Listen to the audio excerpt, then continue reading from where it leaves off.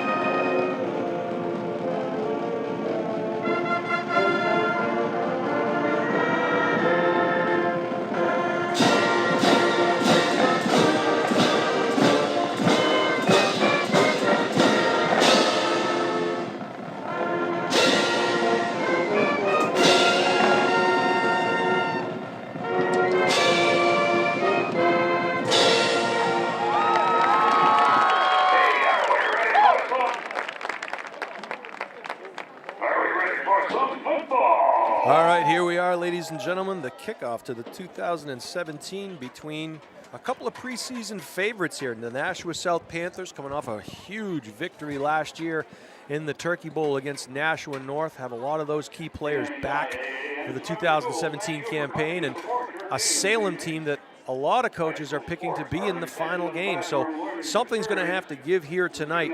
Jason Roby here along with Tom King, executive producer Pete Johnson, Tim O'Neill on the moving pictures that are going to be streaming live to you on Nashua's ETV. This should be a great one as the captains head out for the coin toss to begin the game.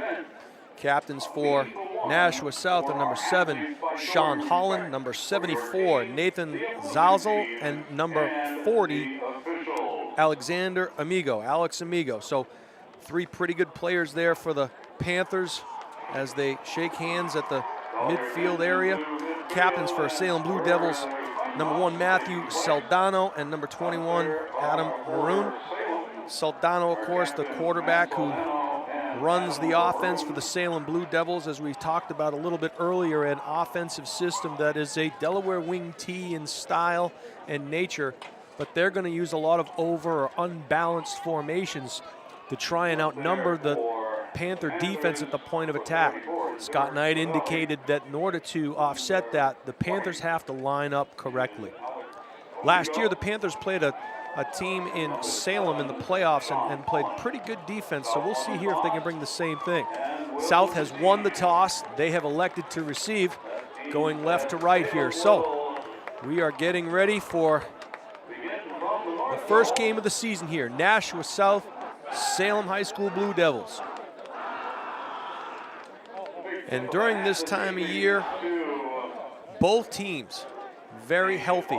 Spoke to Coach Pike from Salem, Coach Knight from Nashua South.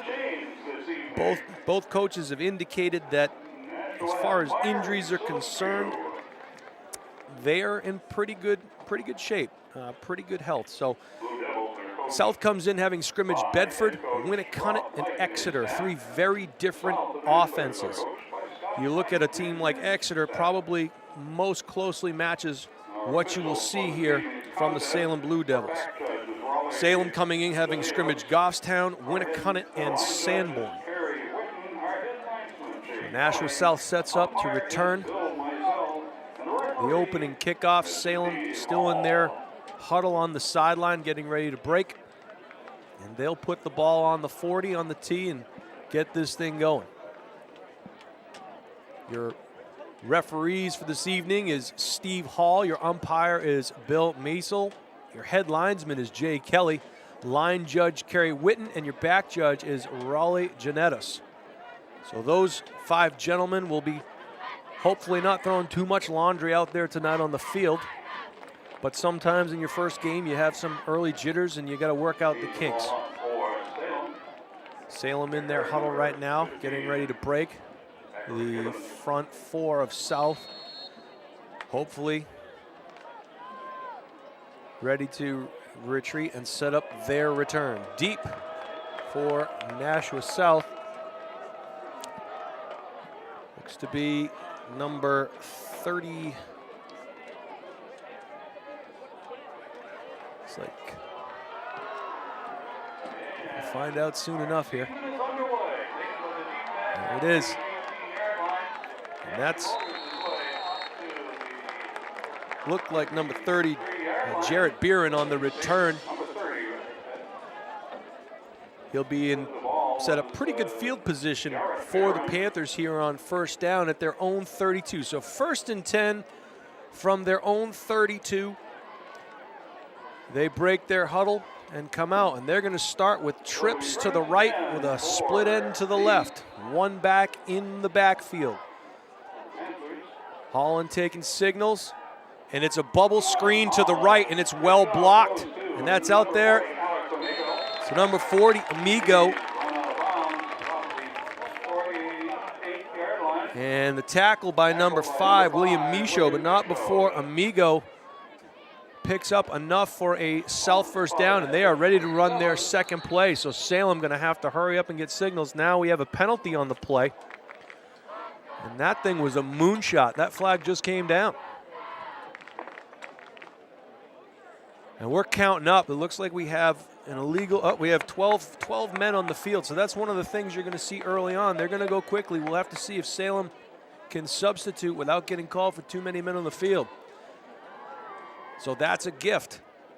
So we're going to tack on 5 yards there, and that's going to be enough, again, for a first down. So 1 play, 1 penalty, and South is now in Salem territory from the 48-yard line of Salem.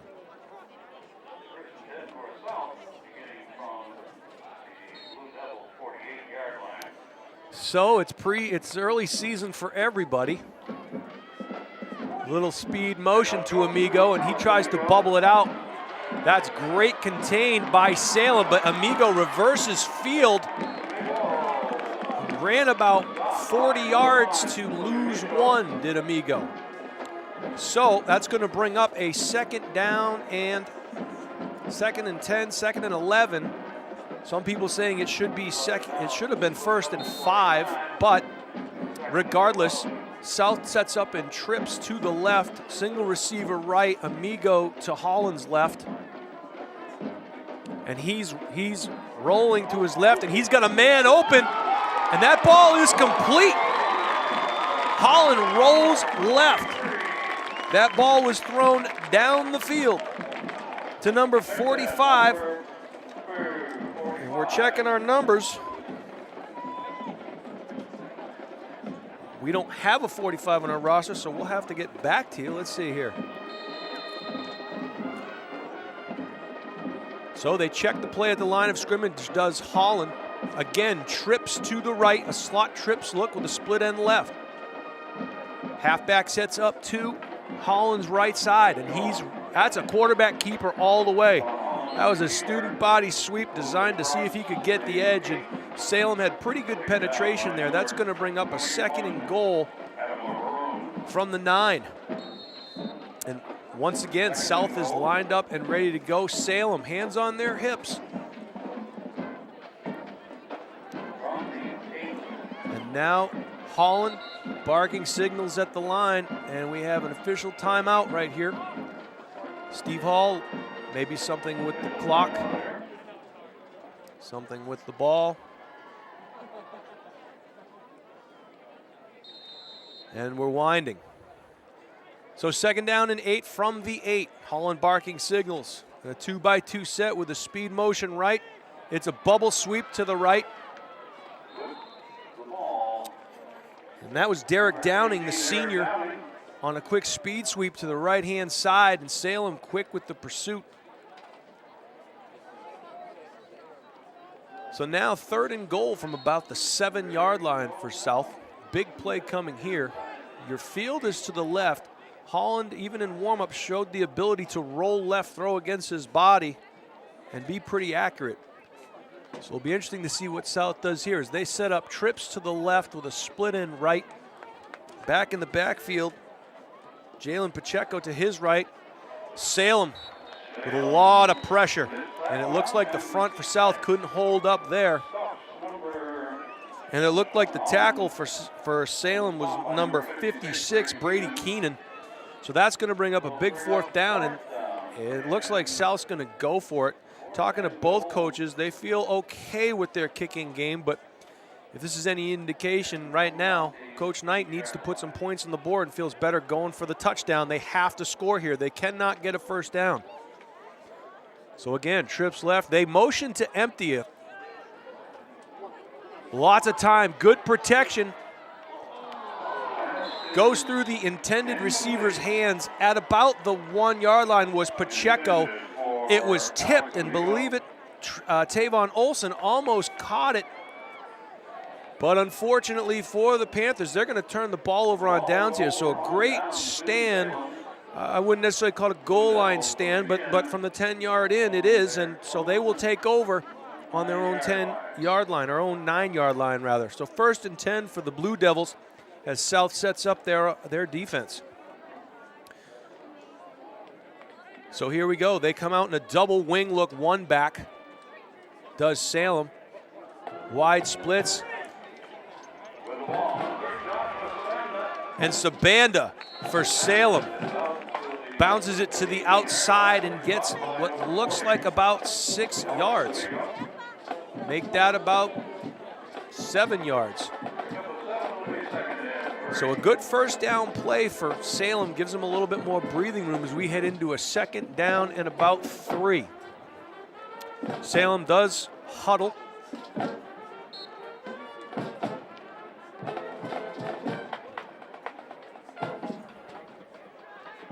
And now, like we talked about, one of those interesting formations. It's a wide slot, trips to the left, setting up a nice toss sweep. They're trying to get the edge, and they did.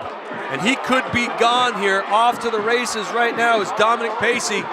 We'll see if he can get him. Amigo cannot get him, and Pacey tiptoes his way. No, they're calling him out of bounds. They are calling him out of bounds. It looked to these eyes like he was in, but it's going to be inside the 1 yard line. Inside the 1 yard line for Salem.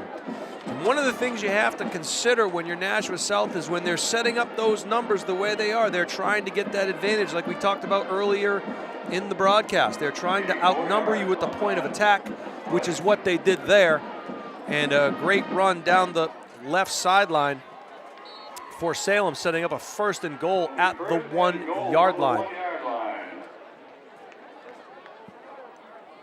So Scott Knight said, we don't want to get in a track meet with these guys.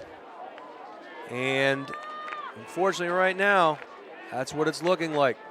Wing to the right, double tight end, and Saban is going to walk into the end zone, and he's going to make it 6-0. So in that first drive right there, we saw 4 different formations, and each formation dictated where the football was going. And the scary thing is, you know where it's going, but you can't stop it. So South's going to have to make some adjustments there.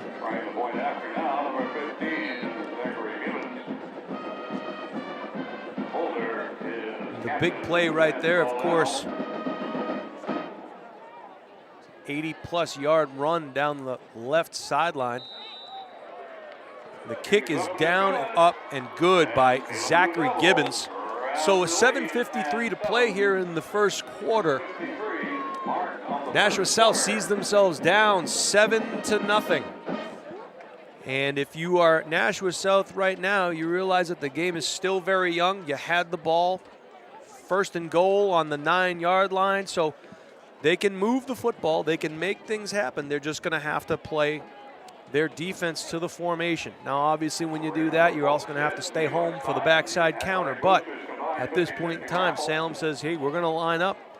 And if you don't cover the gaps correctly, we're going to outnumber you. And that's just what happened there on that last drive.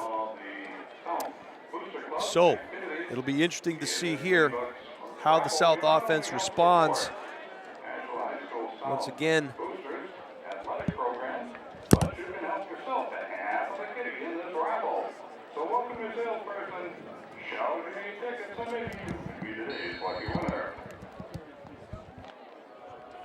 all right, we're back. A couple of technical difficulties there.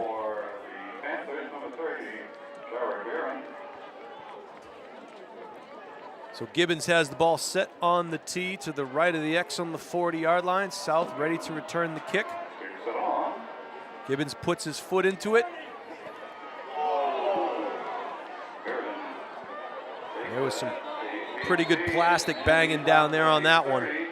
And that was Jarrett Beeren on the return. South's going to set up shop at about their own 30-yard line, the left hash.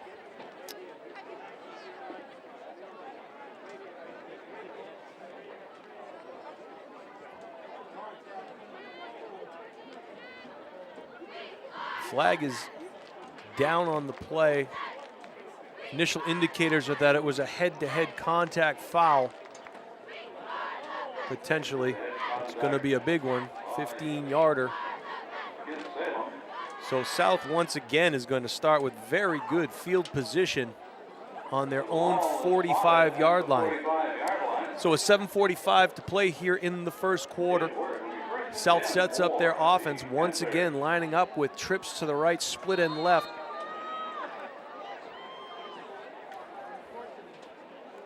Jalen Pacheco stands to Holland's right as they look to the sideline to get the signals to get the play.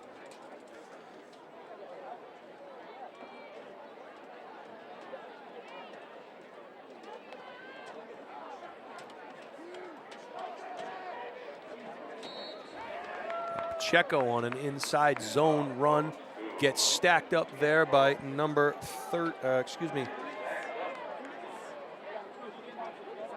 looked like number 48, Marcus Dominguez. So that'll bring up a 2nd down and 8 for the Panthers. 2-by-2 set now with 2 tight slots. Holland barking signals, motion into the backfield. They set up power, and nothing doing there is number 57 for the Salem Blue Devils, Jake Mullen, a big senior defensive lineman, comes in and says, not this time. So he's going to lose a yard there. That's going to bring up a 3rd down and 9 here. We'll have to see what South does. Typically in situations like this, South loves to run their screen game, their quick screen game. We'll see what Coach Knight and offensive coordinator Bill Munson have dialed in. And it looks like a quads look over to Holland's right side. So a 4-by-1 set. Man in motion is number 18. He sets up, and there it is, your quick screen game, and Salem was ready for it. Salem was ready for it, specifically number 10, Jacob Emerson, the senior. They faked the wide zone run play. Holland whipped it back around, and they had a quick screen set out here, a wide screen set out here, but unfortunately for South, it's all for naught. Going to bring up a 4th down and 11. So it started out as a promising drive in terms of field position. Salem shows the ability to shut down the Purple Panthers, and they're going to have to punt. And Sabanda is deep to punt. They're running the rugby style kick, and what that does is it buys him time, and if it's open, he'll take off and run with it. If not, he'll kick it. And that ball was kicked by Alex Amigo. Not a great punt for the Purple Panthers, so Salem will set up shop on their own 35-yard line. And it appears that we have an illegal, it looked like too many men on the field. Maybe was the call, or a legal substitution of some sort. So it's going to be 1st down and 10 from the Salem 35.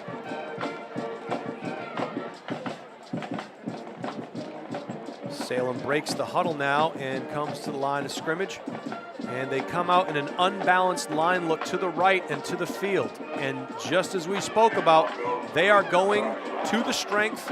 They are running to the unbalanced side. They are running to the numbers. Number 6 on the tackle there for Nashua South was Saul Pascal, but not before Sabanda rushed for about 7 or 8. So that's going to bring up a 2nd down and about 2 from the Salem 43-yard line. So again, Salem looks to be trying to set up one of those counter plays. We'll see what happens here. Wing to the right. And a jet sweep. South is there and met by a host of Purple Panthers led by number 30.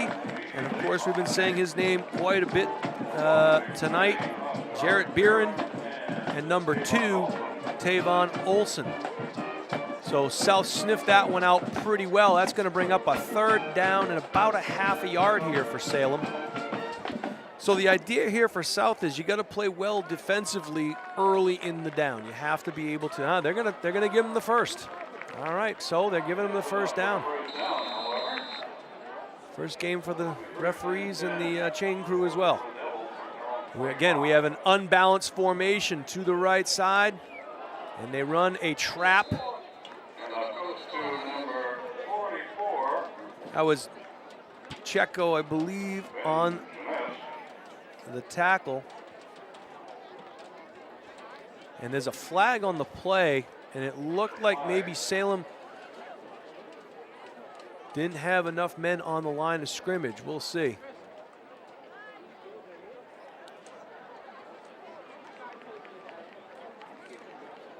And Steve Hall. It's going to be an encroachment call. They were in the neutral zone, was Nashua South. So that is going to give Salem a free 5 yards right now. So there you go, a neutral zone infraction. And now we have a 1st and 5. So a free play for Salem. As number 24, Aiden Holland, brings in the play to the huddle for Salem. South sets up their defense. Once again, lined up in an unbalanced formation to the field. So there you go, jet sweep again, trying to get the numbers at the point of attack, but played very well by South as number 31 for the Purple Panthers, Jalen Pacheco, makes a great tackle on Sabanda as they tried running motion and a jet sweep to the field. So it looks like South has made some adjustments here as they head into a big 2nd down, and I'm going to call it a long 3. Salem up 7-0 with 3:20 to play here in the 1st quarter. And now just your typical 2-back wing T set. And Maroon takes the handoff off the right tackle side, led by his fullback, and picks up what looks to be about 2 yards.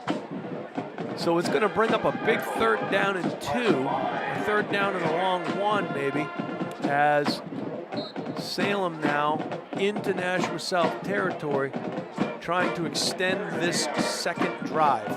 And that's the one thing you got to be careful of. These Salem Blue Devils can chew up large amounts of clock. And they run a double dive, but that is stacked up by Nashua South. They were ready for it.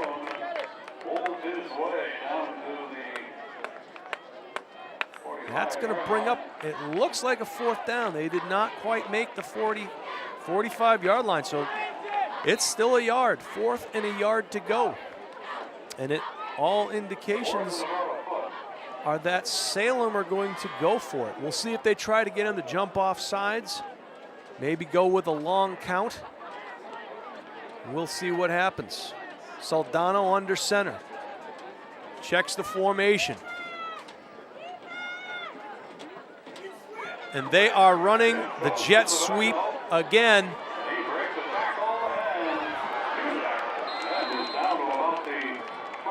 And I'll tell you something right now, folks. Joshua Sabanda is one tough runner, but he got a great block there on the outside, almost like a crackback block. So they move the sticks, does Salem High School. They'll set up shop 1st and 10 from the Nashua South 21. So South had 3 pretty good plays defensively there and just gave up a big one on a 4th down play. Soldano breaks the huddle.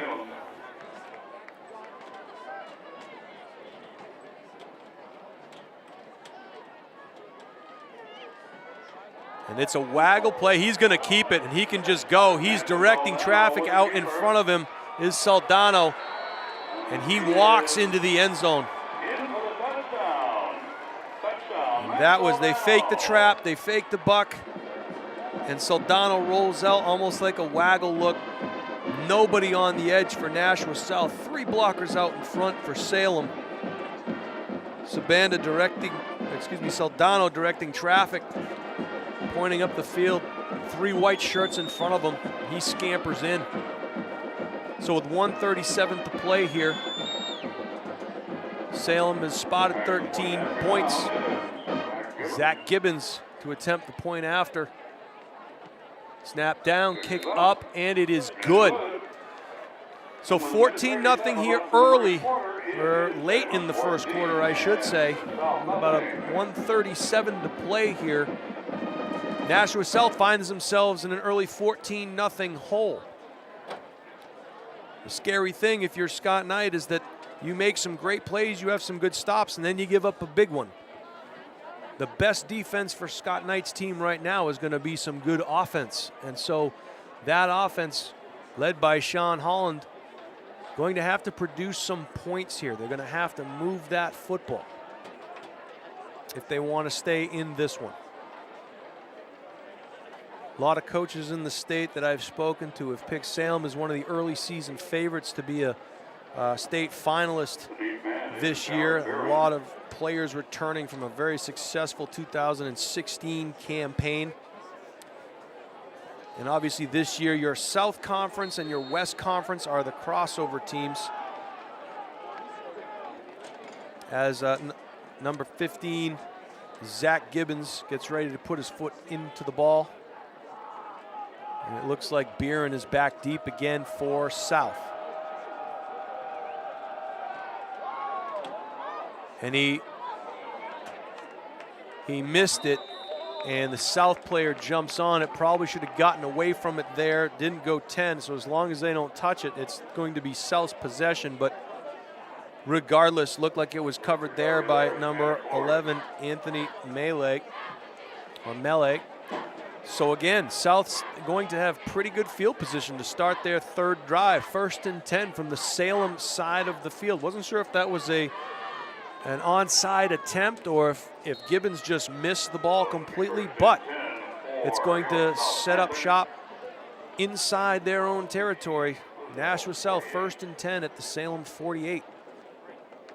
They again come with trips to the wide side, and a great fill right there by the linebacking core of Salem High School. That was number 21, it looked like. Adam Maroon for Salem, and 31 on the carry was Pacheco. So 2nd down and 8 now for the Panthers. Trips again to the right side for Holland, and he's rolling to the right. And you have 3-tiered routes right there. So basically what you have is a rollout by Holland to the right, and you have 3 different leveled routes. And Holland can just pick the receiver that is open. And that was number 18 that time, was Derek Downing. So they move the chains. 1st and 10 for the Panthers from the 35-yard line of Salem. Holland barking signals. There's a tight end now, so you have a tight end at the top of your screen. The tight end trips, and they're checking the play. Pacheco bounces to the right side. Holland makes the check at the line. Tight end trips to the top, split end down here.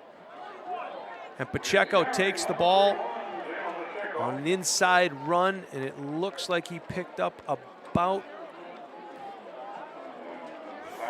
3 yards. Tackled there on the play by number 57 was Jake Mullen. Again, pretty good defensive front here for Salem, as they're being very stingy in the run game. Again, tight end trips to Holland's left. Pacheco sets up to the left, and a flag goes off.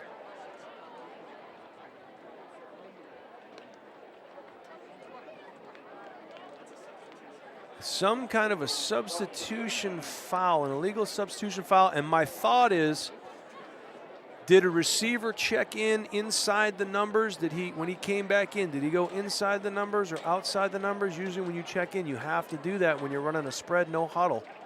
Not sure if that's the case. And they'll wind the clock. And so we just saw right there, Tavon Olson come out of the game, and Alex Amigo back in the game. So South will set up in a slot, trips to the left. Tight end is right. Holland will put it in the air. Throws a nice out route right there. And that was number 18, Derek Downing. And that was covered by, like, Saldano. So, at the end of 1 quarter, Salem Blue Devils 14, Nashua South Purple Panthers 0, but they are threatening.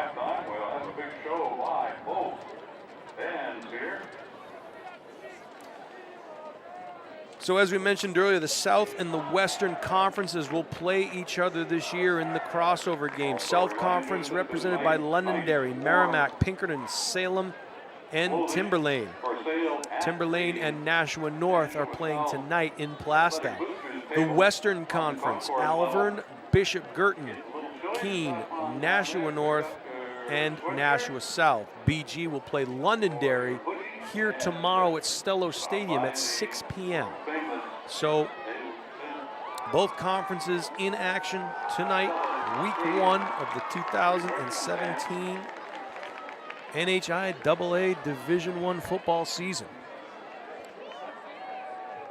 Jason Roby here for you on Nashua's ETV, along with Tom King, Tim O'Neill on the camera.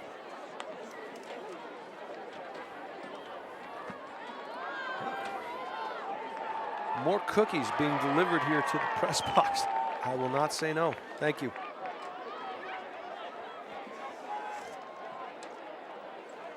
The executive producer for NashuaETV, Pete Johnson. So a big 3rd down and 7 here for Nashua South as they line up trips to the wide side of the field. Split end to the left of Holland.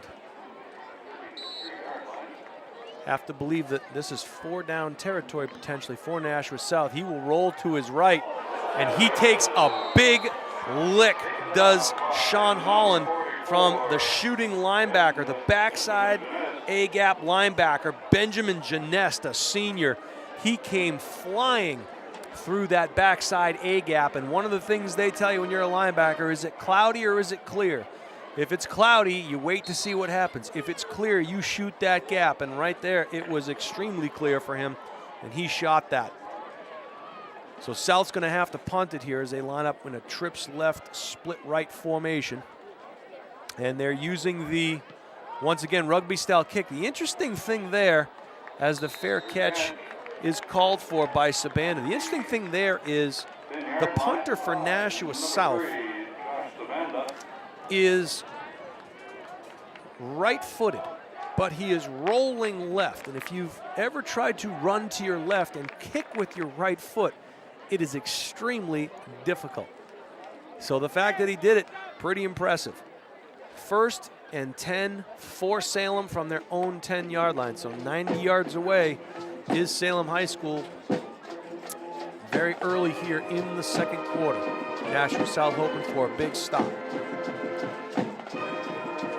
Salem comes out, wing to the right, slot to the left, wide slot. They're going to tight end trade it into an unbalanced formation. So now the formation strength is to the field, and sure enough, they run to the field. South there, ready for it. And it looks like the ball is on the carpet, recovered by Nashua South.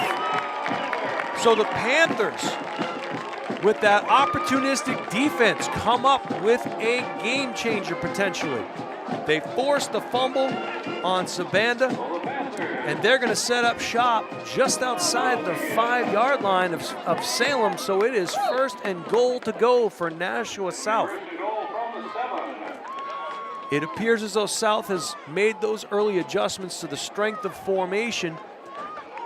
Salem tried the tight end trade using motion in addition, and South there sniffed it out, causing the fumble.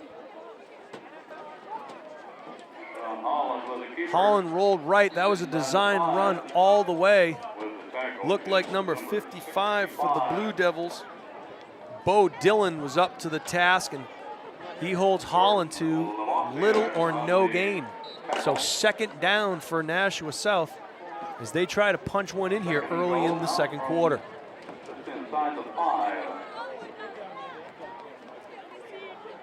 So Sean Holland sets up shop.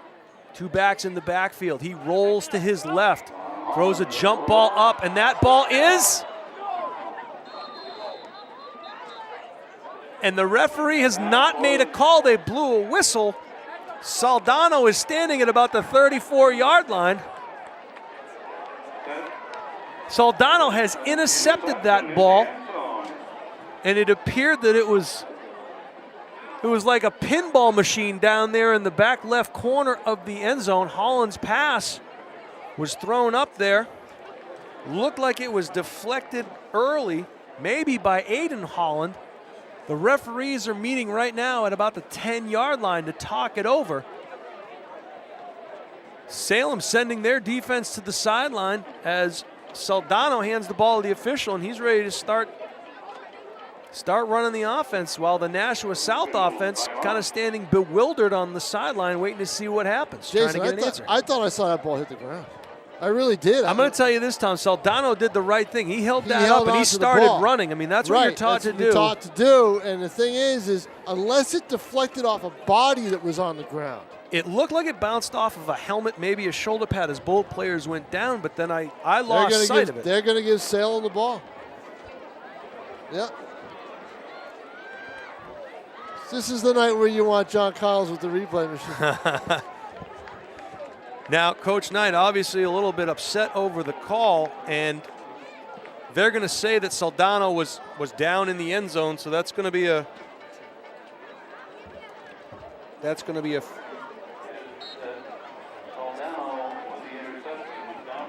touchback. So 1st and 10 for Salem. So they exchange turnovers there. And Sabanda goes in motion, and again they run the toss sweep to the motion, to the strength, and Sabanda's going to run for about 10 yards there to the field. He's knocked out of bounds, but not until he gets another 10 yards of real estate. So what do you do when you fumble the ball? You give it right back to your best player again. He's the one that got you there. Some early scores coming in here from across the state. Looks like Exeter up on Central 18-6. And we'll give you some more scores and updates as they come in for us. All right, wing tee set up, motion. And they're running that counter trap play. That was sniffed out pretty well right there by the Panthers. Maroon on the carry. And number 11 for Nashua South on the tackle.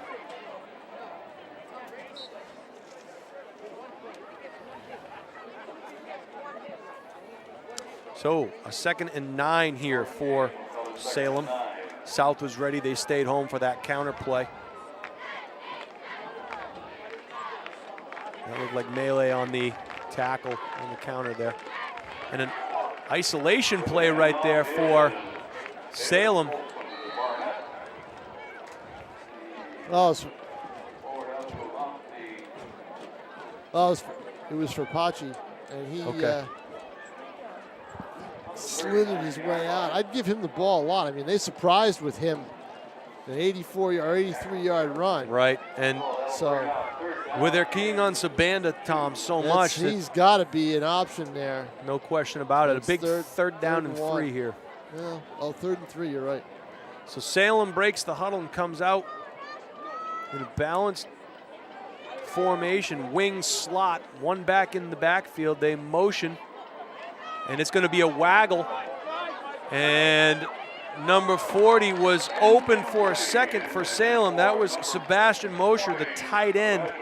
They ran a waggle into the boundary, and the tight end released on a backside corner route. Your tight end always runs a corner, and just beyond the outstretched fingertips of number 40, Sebastian Everyone, there's Mosher. a quiz on this afterwards. Love this talk. We don't get this from Collins. We don't get waggles and wiggles and backside help and everything else. So a big 4th down and 3 for Salem as they break the huddle. Balanced formation, but it's a slot trips look to the top.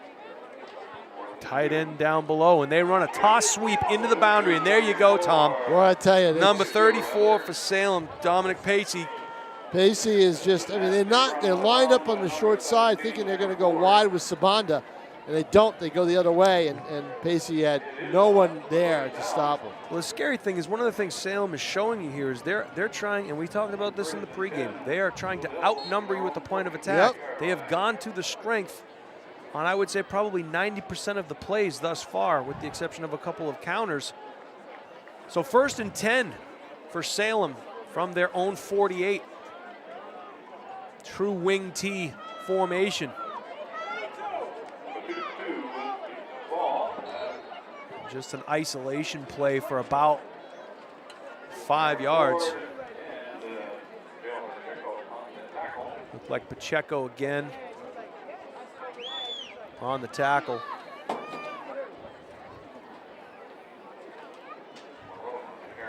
So it's going to bring up a 2nd down and 6 for the Salem Blue Devils. They are now in Nashua South territory. Wing left, slot right, one back in the backfield. Now they set back up in a true wing T formation, motion across the formation, and they're going to run student body play with their quarterback. And he's going to break the He's going to go. Yep, he's in. And Saldano. Once he got past that first defender, the two were too far apart, couldn't converge in time, and he makes it all the way. A 47-yard run. Saldano joining the party as a big threat here in this game as he goes for 48 yards, 47-yard run. 20-0 here in the 2nd quarter. And Gibbons will set up for his 3rd point after attempt with Saldano to hold. So he does a little bit of everything, does Saldano. He heads off to the sideline after another successful extra point. So with 7:55 to play here in the first half, your Salem High Blue Devils with a 21-0 lead over your hometown Nashua South Purple Panthers. So South's going to have to regroup here, Tom. They're going to have to figure it out quick. You don't want to go into halftime with a goose egg on the board. You want to have something to build on, some kind of momentum that can maybe turn the tide in your favor a little bit as you go into that 2nd half. It's going to be tough, Jason. It's going to be tough. You get defensively, you're not showing much right now. Right.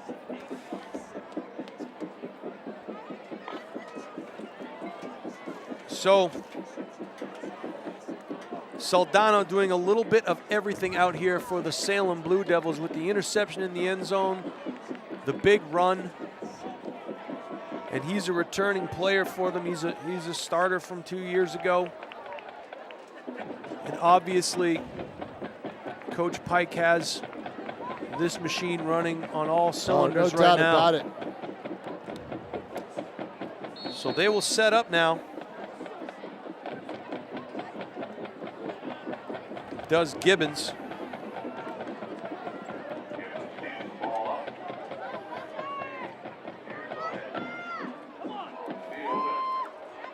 So Gibbons set to kick off, puts his right foot into it. It's a wobbler, bobbled there at the 40. And that's Amigo, and he is stacked up at about his 24-yard line. Looked like the tackle there for Salem was Benjamin Janest, a senior for the Blue Devils. So 1st and 10 for Nashua South from their own 24-yard line. Beautiful night here at Stellos Stadium. Gorgeous, except for the score. If you're South. If you don't look at the scoreboard, everything is great. Right. So Sean Holland calling signals. Trips wide to the left, split end, the top of your screen to the right, one back set. Holland with a one-step drop. And that could be, they're blowing it dead. Whoa. Salem thought maybe a backwards pass. And you've got a player down. Player down right now.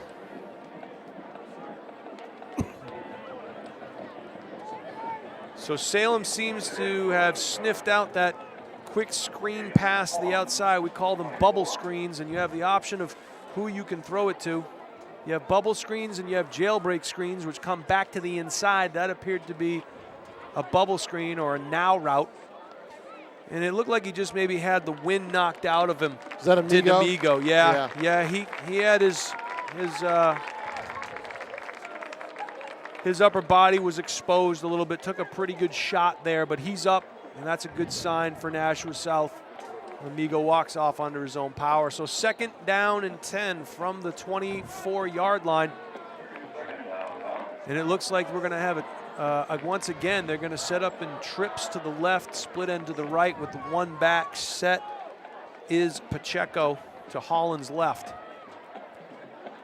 And he's going to roll to his left. And again, they're looking at those leveled routes, and Salem just sitting there waiting for him. And one of the things you're taught when you face a team that rolls out and runs tiered routes is you just send your defenders to an area and wait for those routes to get there. And number 24 for Salem, Aiden Holland, was waiting for that one. Salem, Jason, don't they just look a little quicker than Nashua South in this game? They really do. I mean, Well, you know, Tom, one of the things is this Salem team, and we talked about it earlier, they run a Delaware wing T system, which is a very disciplined offensive system. And so, and they've been running it for years. As Holland takes the ball and he puts his legs got a first in motion, They had a chance at him around the 25, missed him.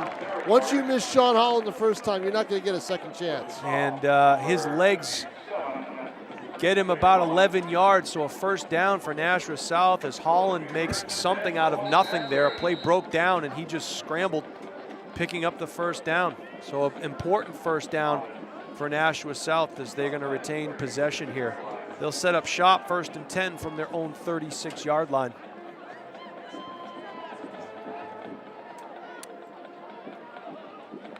And they tried to set up the bubble and go. And Salem was waiting for it. They sure were. I'll tell you what, this Salem team is dialed in. They've been running up and hitting the bubble screens, and now they fake the bubble screen, try to go deep. The coverage just sitting there waiting. So Holland had to go back across the middle, and it looked like number 21 for Salem, Maroon, the captain, was waiting there for that crossing route. So Holland barking signals again, tight end trips, and it's going to be a quarterback draw of sorts. And he picks up about 5 yards.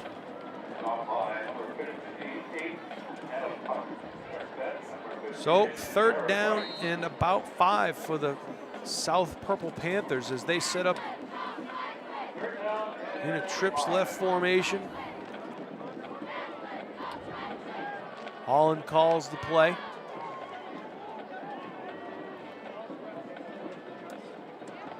Takes the snap.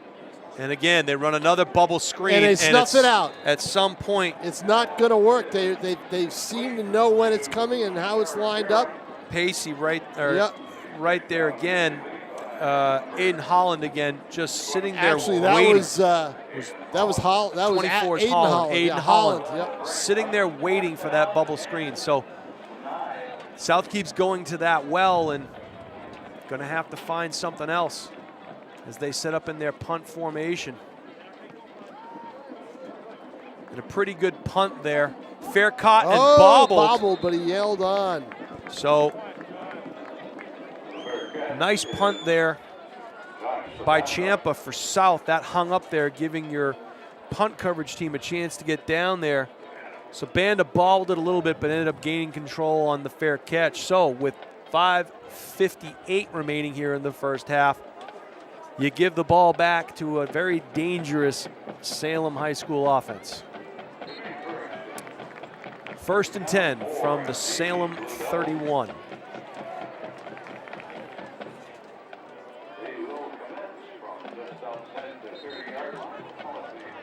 Timeout on the field called by Steve Hall, the referee. He is in the huddle with Salem right now. One of the best around, I think. I mean, you know the rest, but I think he's one of the best around. He is very thorough, very fair, and if you have Steve Hall working your game, you have one of the best in the business. Salem sets up shop. Wing left, slot right, and again, they go with a toss into the boundary. The speed. He is a tough player to bring down. As Tanner Plord with a nice form tackle there, but not before Sabanda goes for a first down. So he gained 11 there. Oh, they gave him the first? Yes, they did. 11 yards on the carry. Yep. So 1st and 10 for Salem from their own 41 as they break the huddle. Tight end to the right with a wing, split end left, 2 backs in the backfield. And they run a power play off the right-hand side with Sabanda, good for 2 yards. Looked like the tackle there was by number 31, Jalen Pacheco. Said his name quite a bit tonight. Very active, involved young man tonight in the middle of that Panther defense. That's going to bring up a 2nd down and about 8 from the Salem 43-yard line. Tight end wing to the right, split end. They run a waggle play. Gonna throw, Soldano. which is surprising. Look at this. And again, something out of nothing, Tom. Soldano, they had the pass play called. They ran it to the field. Everything was covered. He tucks it and goes for 11. So it looks like it could be a loss of about 4 or 5. Soldano turns into well, it looked like they didn't quite get the 1st down, but they are just about at midfield. So right. 3rd and 1. Ruled him out of bounds. I thought his momentum carried him forward, but I think that left foot hit the stripe, and that's where he ended up. So 5 minutes and 8 seconds here in the first half. 3rd and a long one. Tight end wing to the right, split end up top, 2 backs in the backfield behind Soldano. Motion by Sabanda, and he comes back, and they check the play. Yeah. So a little bit of confusion there by Salem. That's their first time out of the half. Better to take that time out than to run a play and maybe have some miscommunication, turnover, penalty. So well played there. Maybe the first hiccup all night for Salem from that standpoint. 21-0 Salem here at Stellos Stadium in Nashua. Jason Roby along with Tom King. Tim O'Neill on the moving pictures. They're talkies too. The talkies. Right now, survival time for South. 5:08 left. They don't want to see Salem hold the ball for the next 2 or 3 minutes and march all the way down. Well, they have a chance to get the ball back here if they can make a stop. Last time they were faced with a 3rd and 1, I believe it was a 4th and 1, and they rip off a big run. Sabanda with a 20-yard run. So South needs to really step up here.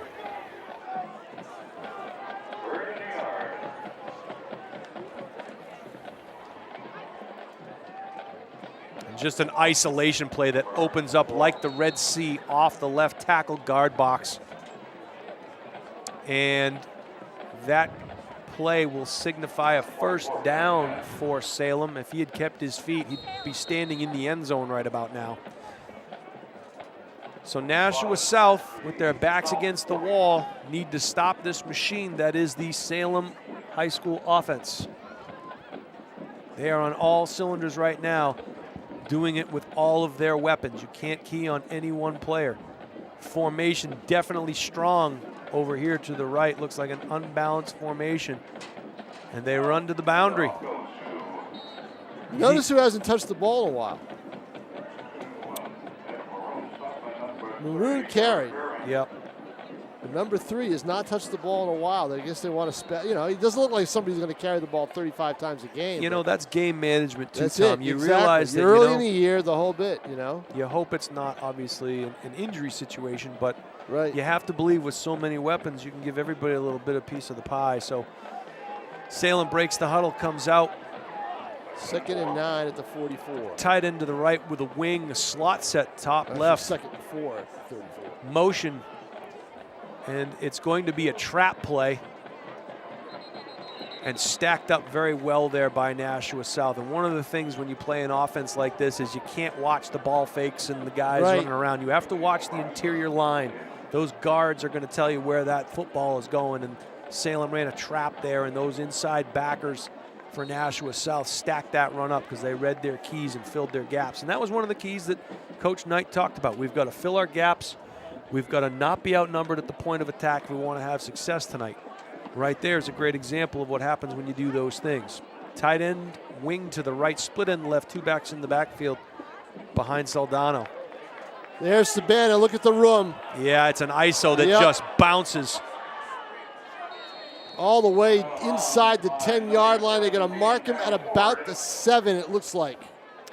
Tanner Ploy brought him down there, but not before He ran for a boatload of yardage. Wow. It's going to be a 1st and goal for Salem. Well, And that, that first step, he's gone. You know, that's it. That play, Tom, and this is an example of what kind of an athlete Saband is. That play probably not designed to bounce out like that, but it's closed up pretty well by the interior line of South, and so he bounces it. He just takes one step and goes. So the clock is stopped here with 3:09 to play. As Salem breaks the huddle, they have a tight end to the left, a slot to the right. They tight end trade to unbalance down here, and they run to the short side. So now breaking their tendencies. Thankfully for Scott Knight's South Purple Panther defense, they stayed disciplined on the backside and were able to stack that run up and hold it to a minimal gain.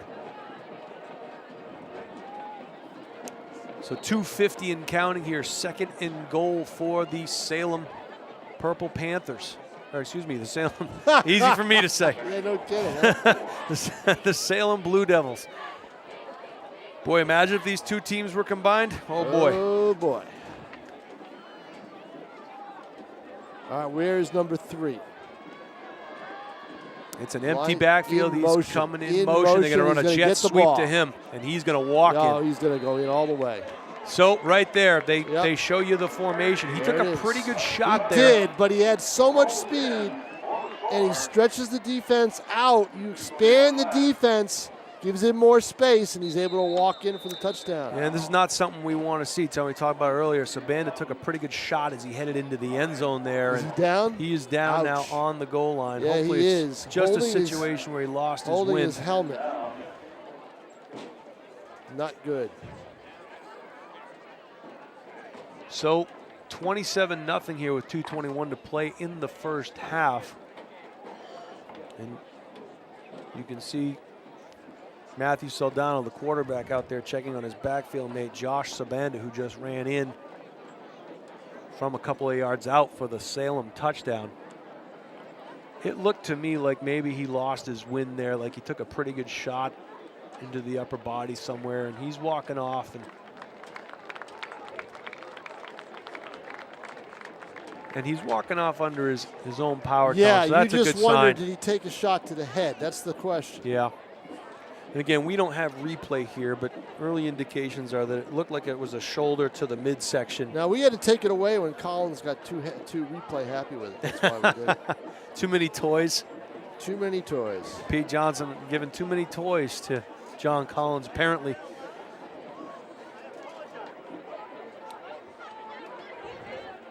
So, Coach Pike's Salem Blue Devils will attempt to kick the extra point here. Saldano to hold, and Gibbons to attempt the point after. Snap is down, kick is up, and it is no good. No good. It was wide to the right. So 27-0. Salem Blue Devils. So they've kept the door open, Tom. Yeah, I know it. You have to think here, Coach Knight's Purple Panthers are capable of scoring points in an unbelievable clip. So if you're Coach Pike, that's probably what you're telling your kickoff team right now. We don't want to give up anything because this team is explosive. They can score quickly. We've got to make sure to continue to do our jobs. Number 30 deep for South is Beeren, Jarrett Beeren. And it looks like number 15, Gibbons, again will put his foot into the ball close to the right hash mark. One of the things you tell your players in that front row of Nashua South is to have your hands ready. You never know. So one of the new rules instituted in high school football a couple of years ago is that players can only start 5 yards away from the football on the kickoff. You see it right there to keep the game a little safer. And that ball taken by the left up back for Nashua South, and that was Tavon Olson, who sprinted out to the left sideline towards his home side of the field. So Nashua South will set up shop at about the 31-yard line. So 1st and 10, 31-yard line with 2:16 to play here in the first half.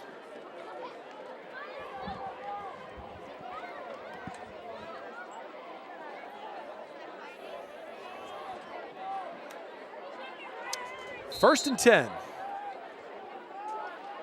Trips to the top of the field. Split end down here, and Holland barking signals to his offensive line.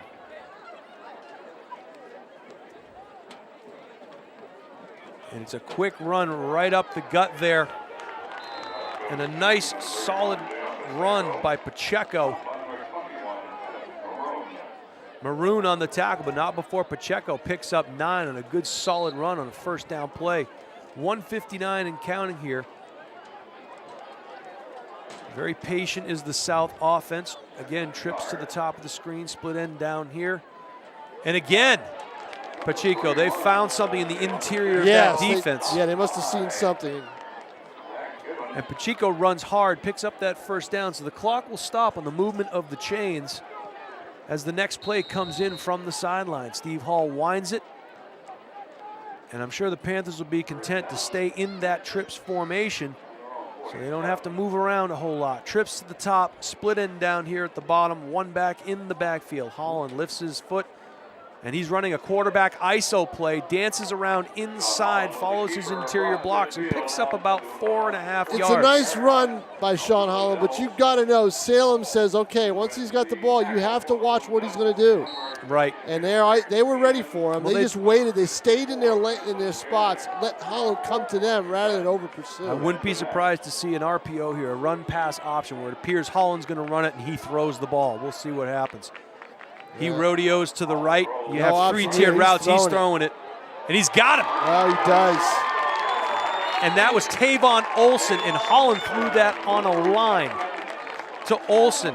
He was tackled there by number 20, Derek Bosworth. The defender on that play, I'll tell you what happened, Jason. The defender on that play went for the interception. He did, and got burned. Great catch there by Olson. So the clock winds with 54 seconds to play here. Trips to the bottom of the screen. And they're running it again to Pacheco, and he slices through that defense. I believe Sal still has all 3 timeouts left. We'll be interested to see if they use any of them. It's going to be a second down and about 3. They can pick up a first down. And it looks like they are going to use one of those timeouts. So unfortunately, you lost about 5 seconds there, but you still have 2 timeouts left. You can pick up a first down, which also stops the clock momentarily, and you're on the 7-yard line or so. A couple of scores coming in early here. Looks like Bedford up 7-0 after the first quarter against Memorial.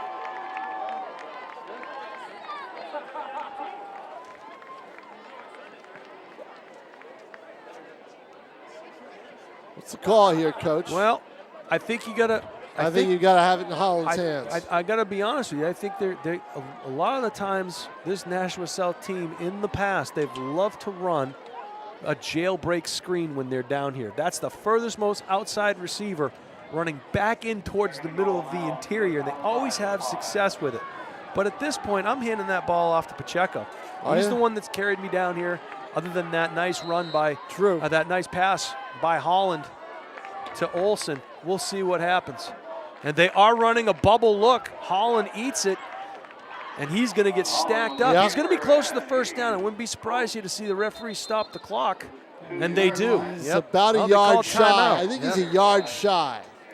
If I eyeball it, it looks like maybe a yard shy, but we'll see. So South uses their second timeout here, 29 seconds to play. It's going to bring up a third down and a long one at the 4.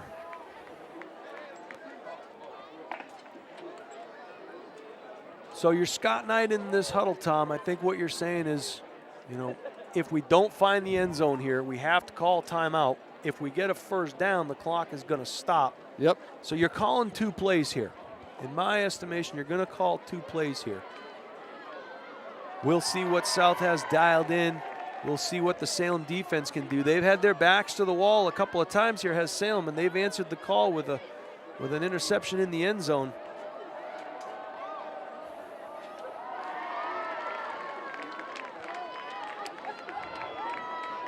So the South offense comes out from the sideline. It appears they're going to set up in their trips to the left look with their split in. Tavon Olson, top right. Running back in the backfield is Jalen Pacheco. Right next to Holland. Quick handoff, that's what it is. And there it is, and he's going to walk in. Exactly. He's in. Touchdown. And like we said, hand the ball off to Pacheco. He's the one that carried the nail. He's the one that got you down there behind the great block on the offensive line. A majority of those coming off the right side of that Nashua South offensive line. And they just pushed Salem there on that drive, Tom, and that is a huge score for South. It definitely is. 37-yard completion down to Tavon Olson, sets up the 4-yard touchdown run. So South sets up in their swinging gate extra point, and they have some substitution issues here. We'll see if Salem is ready for it. We'll see if they adjust. See if they adjust. They're going to run a 2-point play. Yep. And the center is eligible, and nobody covered him. So one of the things they do there, Tom King, is, and I'd have to see the replay, I'm relatively certain it was the center. Gate, and it was 81. But I think 81 was the center on that play. I think he snapped the ball, and he's eligible. He's the last man on the line of scrimmage wearing an eligible number. Right. Got to cover him. How much time do you think the Blue Devils, Jason, spent on that play? Not a lot, I bet. They lined up to it. They told, I'm sure Coach Pike said, here are the guys who are eligible. Yep. They also, and I'd have to see the replay, they also sent a man in motion, and I'm wondering if that man in motion was the guy that came underneath and caught the ball. Maybe it was. I'm not sure if it was the center or if it was the man in motion, but regardless, it was one of the two. And, it's you can't spend forever on it, but you do have to go over it in practice. So a big 2-point conversion there for Nashua South brings your score to 27-8 with 25.9 seconds to play here in the first half. So this is the first time that South will be kicking off this game. Jacob Smith, a sophomore, number 82, will put his foot into the ball from the middle of the 40-yard line. And it appears that the Salem return game, 3 players deep, lined up at about the 15-yard line. So not expecting a deep kick here is Salem, signifying some type of a return, a 5-3-3 lineup. And he gets his foot into the ball, and that is taken by Sabenda, and he comes to the visitor sideline, and he's going to be stacked up and brought down at about his 21-yard line. He was thrown back for about 3 yards, but they're going to spot it at about the 21, 22-yard line. And the tackle on that play was number 68. Great physical play there by Justin Arneson. Great play, great tackle on special teams. Field position, a huge factor in high school football. The kicking game cannot be overlooked. So 1st and 10 for Salem. Take the knee and go in. Take the knee or they'll run trap. Let's see. I'm calling a trap play by the fullback. Nope, they run a jet sweep. They run a jet sweep with Sabanda, and he is off to the races. With a pitch where the ball could have been fumbled in the backfield. That's a dangerous play that late in the half. It sure is. Boy, they got a lot of confidence in their ability there, and there's a penalty flag that's going to come back, I think. And they're going to call a hold on Salem, so that's going to bring it back. Yep. Be a 10-yard penalty. That'll bring up a 1st and 20, and you wonder right there if that's an indicator to say, okay, we had our one shot. Let's take the knee and get out of here. Time to get the knee and go home, or not go home, but go to the locker room. Still calling for a fullback trap here, Tom. Take the knee, Jay. I don't know how many times I've seen high school coaches not take the knee. I'm going to tell you a story. Backfires. We're playing Winnicott here back in 2000 and I believe it was 10. We were preseason #1 in Union Leader Poll.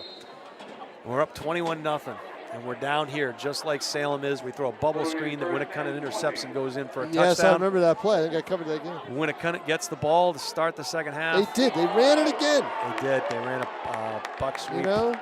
That's gonna bring us to halftime. Well, you know what? Salem says, hey, we do what we do. We just ran out of time. We do it again. So at halftime here, Salem High School 27, Nashua South 8. But you have to think that the momentum at this point, at least by the last play that you just saw. Who's number 45? Kind of points to Nashua South's direction. They had a great defensive stop there. They're riding high. They just scored a touchdown, so they're down, but they're still flying around to the ball. All right, end of the first half here from Stellos Stadium. Your score, Salem High School Blue Devils 27, Nashua South Purple Panthers 8.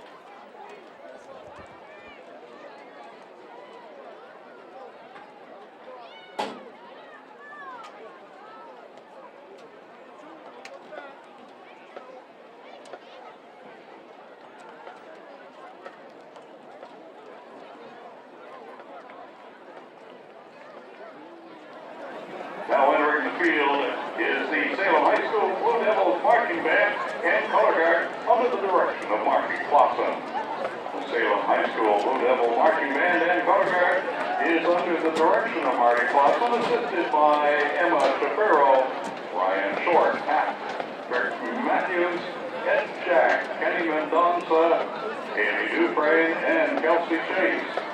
The percussion section is instructed by Edward Nordengren, Josh Kingfield, Brian Spencer, David Rodriguez, Gabby Stobar, Chris Sutter, and Brian Playhive. The color guard is instructed by Angela Kula, Megan Carey, Karen White, Natalie Kugelbeck, and Megan Root. The drill instructor is Carl Sharp, assisted by Maureen Matron, Brian Spencer, and Dana Kua. The drum majors are Ali Ross, R.J. Dion, and Alex Kamal. Color guard captains are Katie Arcidiacono and Lily Fisher. We hope you enjoy this year's show, Avatar, The Last Airbender. Wind arrangements are by Terry White. Percussion arrangements by Ed Nordengren. And the front end ensemble arrangements are by David Rodriguez and Chris Sutter. The visual design is by Carl Sharp. Please welcome the Salem High School marching band and color guard.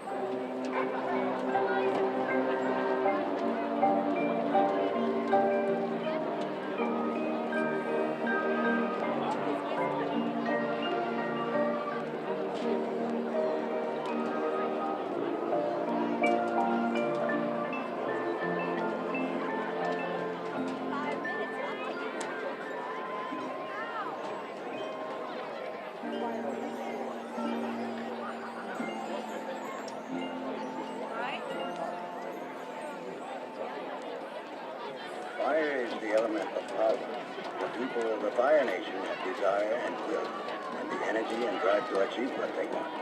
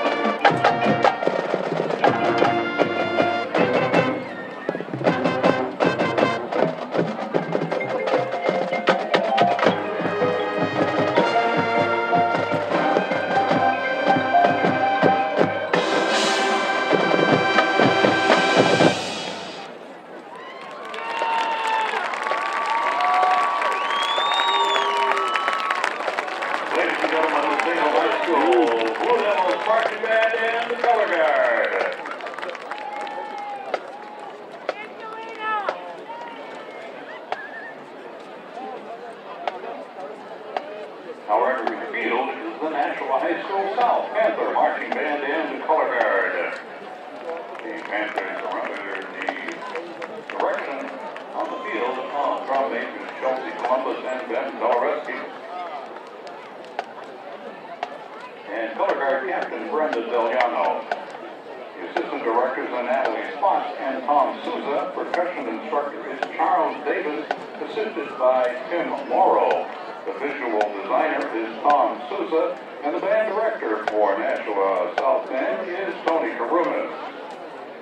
The Nashua South Panther Marching Band and Color Guard presents its 2017 fall show, A Rocking Good Time, featuring Play That Funky Music by Wild Cherry, I Love Rock and Roll by Joan Jett, Talking Out the Side of Your Neck by Cameo, and Shout It Out Loud by Kiss. We hope you enjoy our show.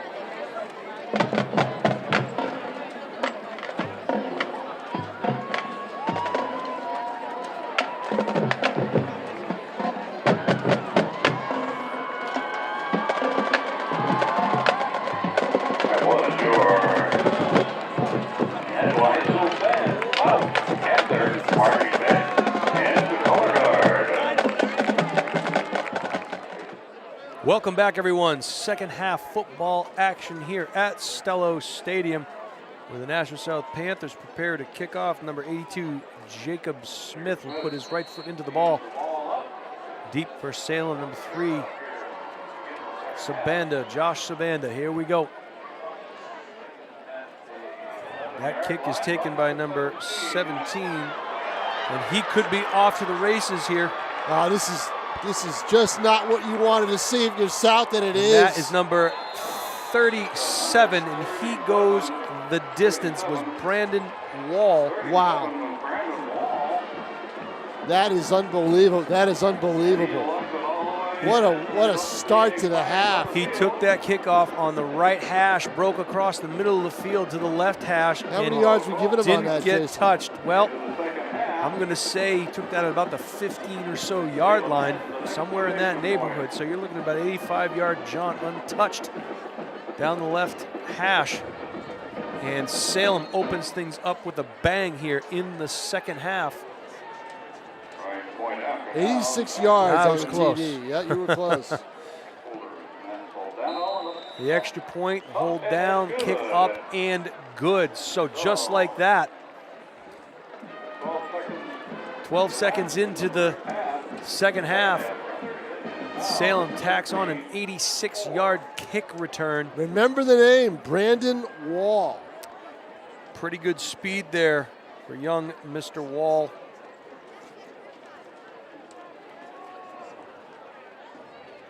Only a sophomore for Salem High School. So now Nashua South will look to return the favors. Their kick return team takes the field. Salem comes out. Their white shirts, blue pants. South in all purple. NashuaETV, Jason Roby, along with Tom King, Tim O'Neill in the moving pictures, executive producer Pete Johnson. I'm going to use that. I like that. That is a stunner. That is just a stunner. I mean, the one thing you don't want to have happen in the start the second half. Salem, I'll tell you, 301 yards. Bernie Campbell giving us some stats. 301 yards in the first half, and they, from scrimmage, and they just add 86 in special teams to that. It's just, it is unbelievable. Special teams, a third of the game. You see how important it is right there, both sides. Kick's going to be taken there. Bobbled momentarily, but they're on it. Salem was on it at the 30. There were a couple times where I thought Olsen might break one in the first half and wasn't able to do it. And it looked like he had a window there for a brief second, but William Michaud, number 5, brought him down. Yeah, Michaud's a very speedy tackler. I've got him on a couple of photos, and he's moved around and made some great plays.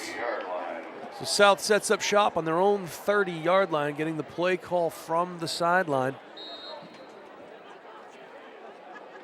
It's going to be trips to the bottom of the field, slot trips, look, with a split end to the top. Holland barking signals, halfback set to his right.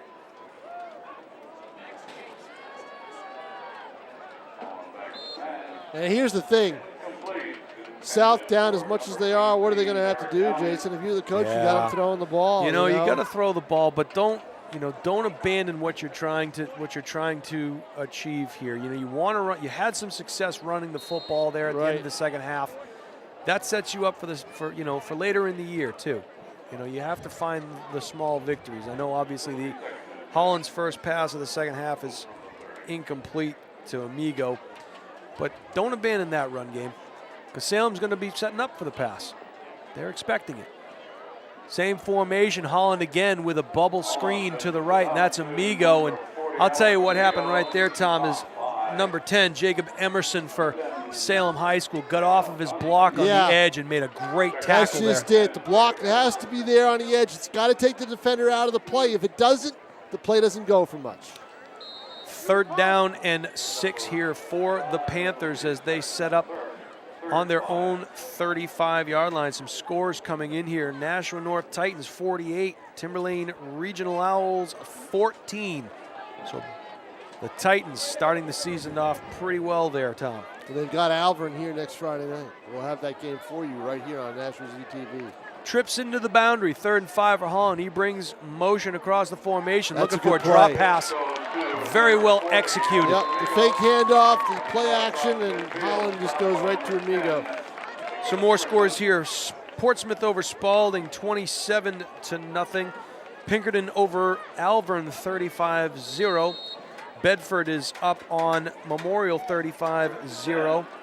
Exeter and Central in a good one, 28-20 Exeter. Of course, our game here, 34-8. Portsmouth, 27-0, as we said. Tavon Olson cuts inside. He gets down about the 42-yard line. A well-executed play. It took a little while to develop, but Olson kept his feet moving the entire time, followed his blocks, and lunges forward. A couple more scores. Winnicott, 19-18 over Dover late. Merrimack, 20-0 over Keene. All right, 2nd down and 4 here for the Panthers. Holland rolls to his right. Got him. No, incomplete. Yeah, it was a good attempt right there by Brendan Frost, who found the soft spot in the defense and sat down and throw a little bit low as Holland was pressured on his rollout. So a big 3rd down play coming up here for Nashua South. Have had some success early on in the drive, hoping to keep things going here and answer that early touchdown by Salem. Holland barking the call to his offensive line. Trips down here to the right, split end left. And a nice trap. Pacheco, I think. Yeah, that's Pacheco. Yeah, he's going to be short. I don't think he crossed the 40. He's got to cross that plane and get to the 39. I don't think, barely the 39. I don't think he made it. So that's going to bring up an interesting call. I'm relatively certain gotta Scotty's go going to go for it here. Here. So 4th down and 1 from just outside the Salem 40-yard line. They need just inside the Salem 40 to get this 1st down. They run a freeze play to try and get Salem to jump off. They'll have none of it. Well, they've got to go through, though, and make this play. I don't know why. Great discipline. Yeah. They're going to run just a quarterback Yeah, keep. they are. Holland's going to get it. Keeper where he's 5 yards behind the line of scrimmage and runs up. Now, he plays shotgun all the time. He never takes it over center, so that would tip it off if it was going to be a quarterback sneak. Right. So they have to do it that way. But I just as soon see my quarterback go over center and just lunge forward. Yeah. 1st and 10 now for South as they move the sticks. Pretty good discipline by Salem, not jumping off sides. Yeah, it was. And it's going to be a pass play for Holland, and he sets up. I'll tell you something right there, Tom. It looked like the pocket was relatively well set up for him, and it did. got some happy feet, took off. Yeah, a little bit. Panicked a little bit. A little bit. Not sure if it was a designed quarterback draw or not. Maybe the linebackers got out of town and he saw Unless something. he saw that he didn't have a single open receiver as he did his checks. So Holland runs for a couple. Going to bring up a 2nd down and 8 from around the 36-yard line. About the 36, yeah. Holland gives the play to his offensive line, trips to the right, split end left, one back in the backfield beside Holland. He rodeos to the right. He's got a couple open. And again, that 3-tiered route. Number 18 again, Derek Downing. He had 3 receivers. Downing's got speed, Jason. I would love to see Downing get open in space. Right. And take off with it. It's a 1st down, though. You can't argue with the play. 1st and 10 at the 27-yard line. A gain of 9. So that's going to bring up a 1st and 10 for the Nashua South Panthers. They'll send Trips up to the top of the screen here. Trips left, split right, one back to Holland's left, calling signals. Takes the snap, 1-step drop, and there's your fade right there, and he's going for it all. Little contact, but not much. Olson outstretched with his arms. Tavon Olson. Yep, that was well covered by Jacob Emerson, a senior. But still, Olson had the step. He did have a step. And I think he hesitated and figured he'd lunge for it. I think if he kept taking one more step, Jason, he might have had that pass. Maybe so. South obviously liked the matchup there, the one-on-one matchup. They send Trips up to the top of the screen and single up the guy on the bottom, just out of his reach. This is going to be another pass. I would have imagined 2nd and 10. Maybe try to go to that left side, top of your screen. Oh, Hollow with the run. Quarterback ISO, and it opens up pretty quickly for him. A nice little run there. He got about 6 yards there, Tom. So He's at about the 23, 22-yard line. The thing you got to think about is on a second down play like that, when you're down so much, you're in 4-down territory the rest of the game. So you're gonna you do have an opportunity to run the ball in one of those 4 downs. And second down's the time to do it. But the time to do it, you mentioned the word time. The clock's ticking already. It's 7:33 left in the quarter, almost halfway through the period. Wide open behind them, and the defender on that play saw an opportunity for the interception. That was Soldano. He came forward and said, the receiver zigged where he should have zagged. That ball's in open space. Right. If Soldano had reacted just a little quicker, rather than have to dive for the ball, he might have caught that ball, Jason, and gone all the way down the sideline. Yeah, definitely a good point. He is an alert defender. He really seems that he is, a very good football savvy player.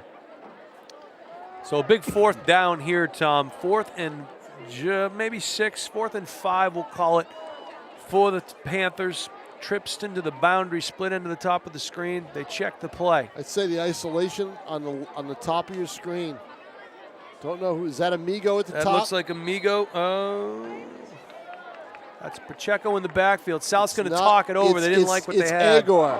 Agor at the top. They had a long pass to Agor earlier that was successful. I think they were going that way. I think they were going to Agor on the isolation. Well, here's the thing, too, Tom, is that I'm talking like you. You need 5. See, look at this. I'm talking like Jason Roby. God, I feel bad for you there. You're talking like all me. Of this stuff. Honestly, right there, one of the things you got to think of when you're the quarterback is you look at the cushion. That's the distance between the cornerback and your wide receiver. Right. If it's a huge cushion, Agor doesn't need to run a fade deep route. He can run a 6-yard route. They get a 1st down. Right, but he could also slant over the middle Definitely. like that. And that's have the inside position. No question. No question. But that's what they did. I'm going to even talk more like you. I'm going to say that was an ISO play. Isolate the receiver. ISO. Like that, Alex Hall? Huh? Like that ISO play? It's good stuff, huh? I think so too. South had trips into the boundary, Tom. Yep. Which means they left the field open for that one-on-one matchup. They did. I think if you've got that one-on-one matchup, that's Holland's first look. So we'll see if the prognostication work of Tom King comes to fruition here. Well, let's see if Salem called timeout. So there's still nobody underneath that number 1. Oh, now your linebacker's dropping off. Exactly. They got right. Oh, almost boy. Picked. That went from being a pick 6 to a 6 the other way. How about that? Wow. Nashua South, Tavon Olson breaking a couple of tackles, making a great catch from Sean Holland, and goes in. So a tale of 2 stories right there. That could have been the final nail, but as it turns out, South makes something big happen. And they will line up for the traditional extra point. Trying to make it 34-15.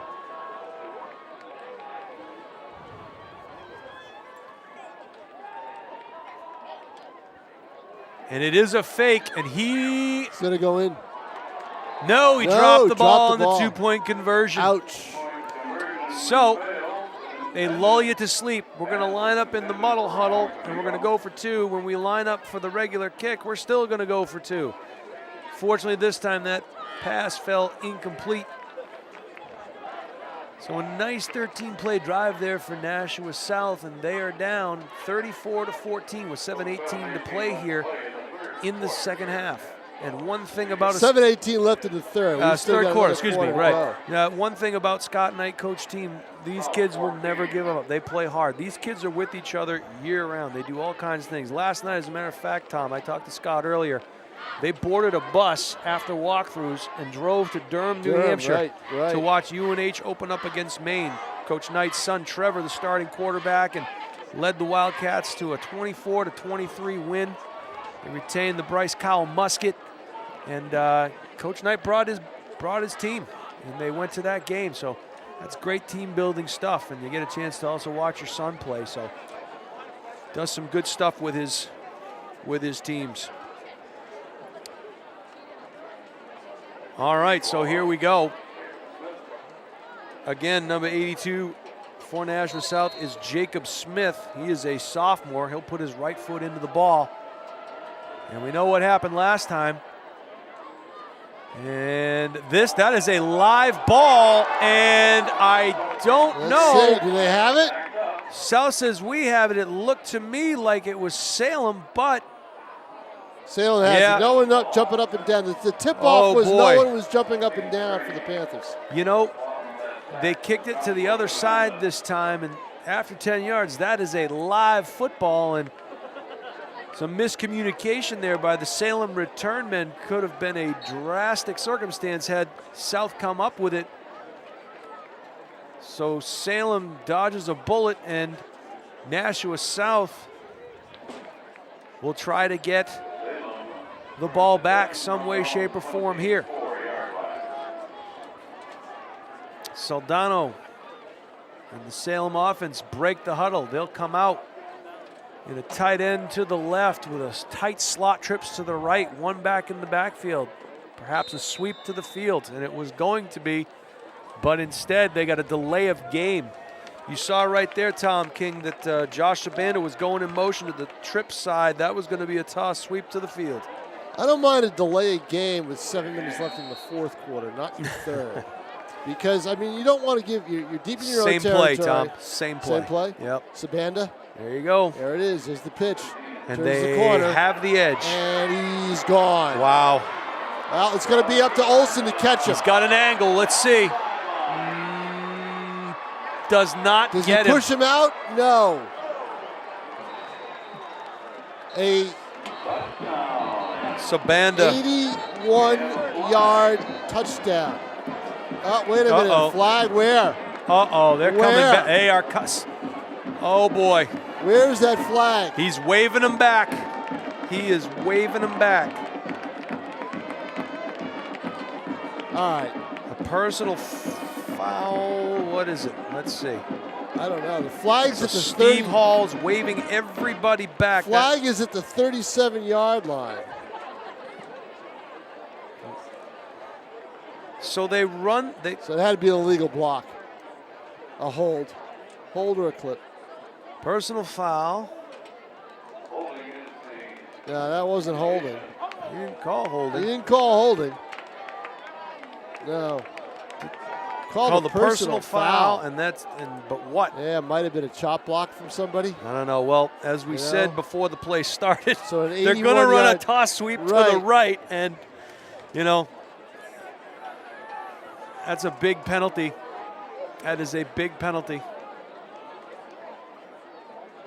It wouldn't surprise me, Tom, and I'm just going to go out on a limb here if Salem ran the exact same play the other way. Well, run it towards us. We'll see.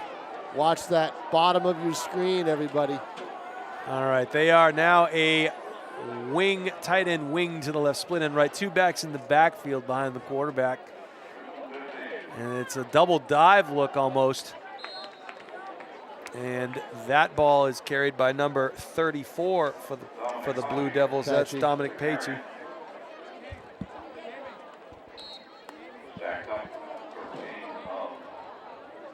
So that's going to bring up a big 2nd down and 15. So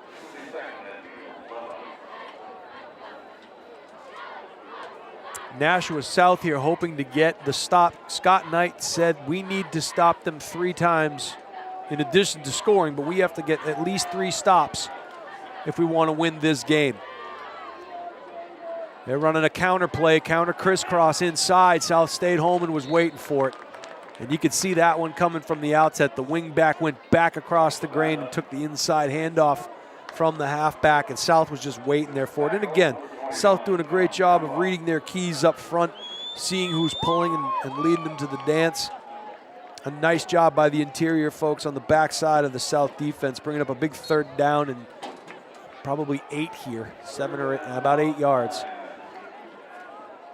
Clock is running, 5:45 in the 3rd quarter here. Salem breaks the huddle.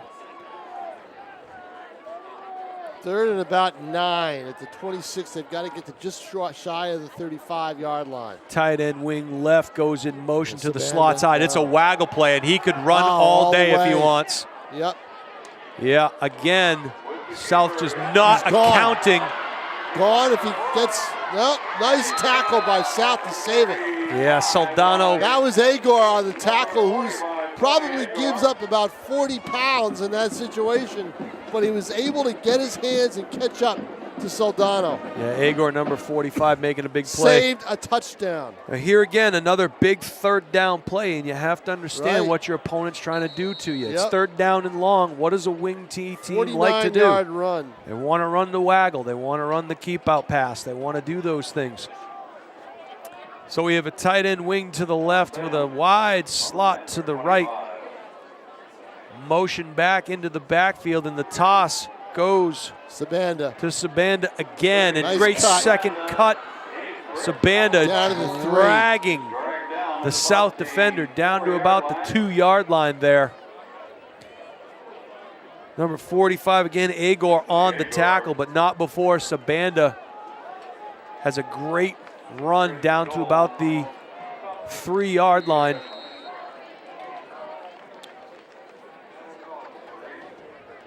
Under 5 to play here, third quarter. As you see the clock on the bottom of your screen. 34-14 to score, as you see that as well. But this will just about ice it if Salem gets this one in. This will most likely. Tight end wing to the top, a flexed end down to the bottom here, 2-back set. Maroon. And Maroon is in for the touchdown. You know, Tom, it's one thing to go into a game and just say, well, we had no idea what was coming at us. But they had an idea. They know what they were going to see. I mean, we're calling the plays up here before they run them, and they're still having that kind of success. That's a scary thing for a high school football team. That is a well-disciplined, well-oiled machine that Coach Pike has operating right now as Zach Gibbons sets up for the point after, and it's a low snap. So Soldano trying to make something happen. He throws it into the back of the end zone. It's deflected, incomplete. So the extra point is no good on the low snap. Soldano's pass falls incomplete. Salem now has a commanding 40-14 lead with 4:47 to play here in the third quarter.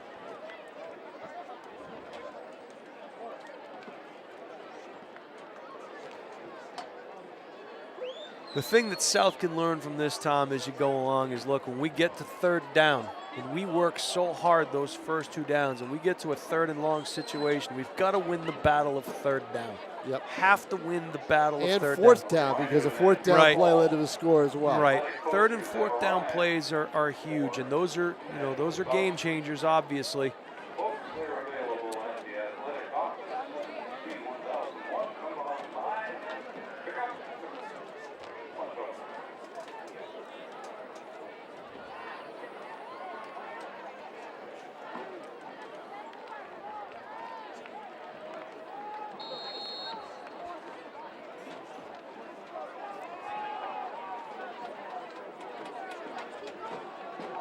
All right.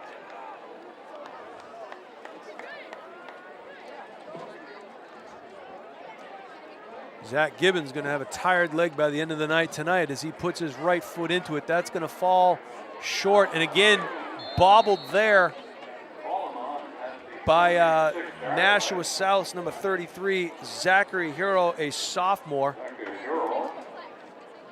So South's going to set up shop, 1st and 10 on their own 27, 28-yard line.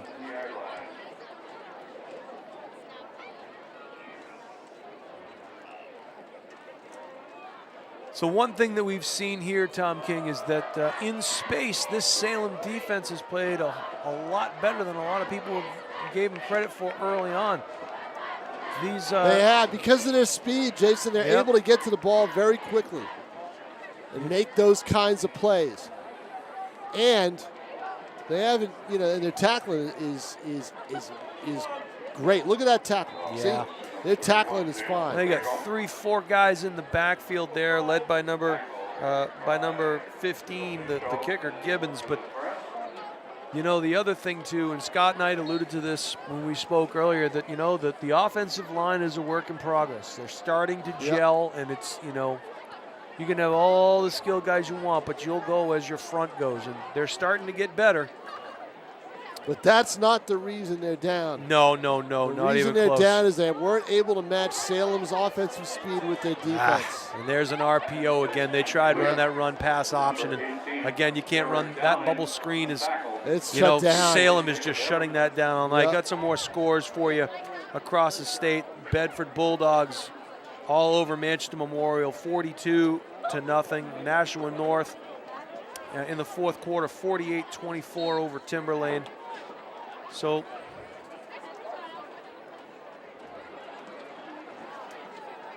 looks like Merrimack on top of Keene, 27-7.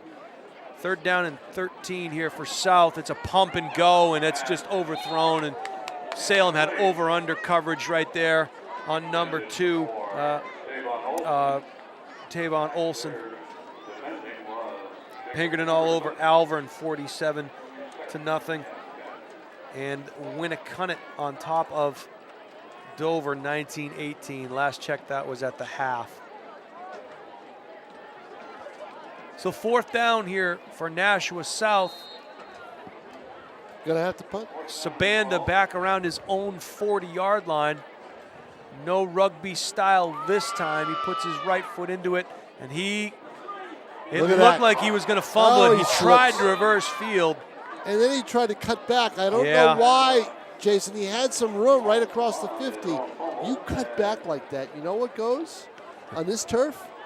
Your knee.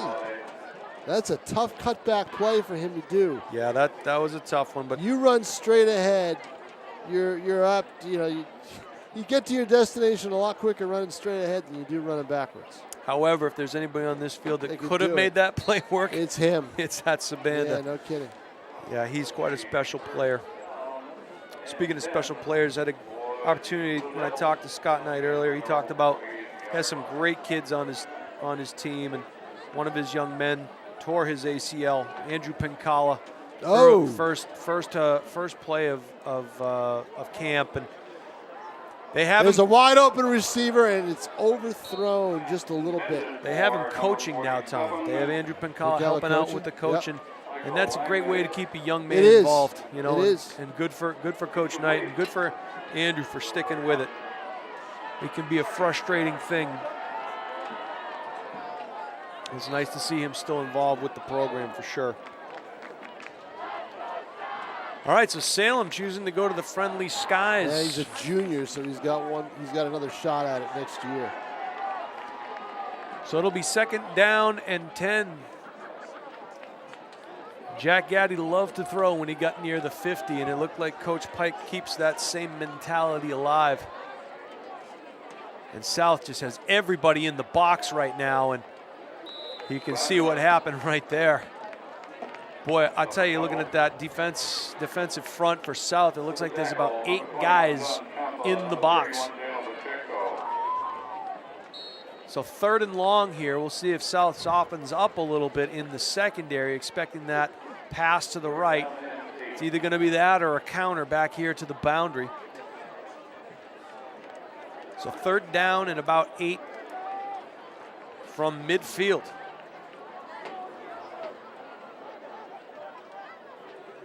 The waggle would be to the right. The number 1 receiver. There's your counter crisscross. We just called it. Not a bad call, Jason. Nope. And you know what? Sabanda, he really is upset. He thought he had a chance to break it. Well, that's one of the things, That's Thomas, a play that they obviously were ready for, that they saw on film. When you play a wing T team, you have a wing T, personnel, you know what to expect in those situations. Your counter crisscross, which worked very well the first time you ran it, but South obviously aware and practice, and I guarantee you the coaches were telling them on the field, hey, be ready for the waggle and be ready for the counter crisscross. So good for South, setting them up 4th down here. Congratulations to Nashua North, their first win of the year, 48-24 over Timberlane. We have a penalty flag, and it's probably going to be a delay of, illegal substitution on South. That's going to be against the Panthers, yeah. That's the second illegal substitution call in this game. Not sure. It may be a Steve Hall specialty. Well, that was called by the line judge? No. The back. Blue Devils with their first punt attempt of the night. 1:47 left in the third quarter. And that's going to take a friendly roll. South would be well to get away from that ball. Yes, they would. Down at the 13-yard line where the Panthers will take over. Tom King along with Jason Roby. Tim O'Neill up top on the roof. Our eye in the sky. Eye in the sky doesn't lie. Pete Johnson, our executive producer. We are live. If you're watching this on Friday night, September 1 at just shy of 9 o'clock, you're watching it live here on NashuaETV.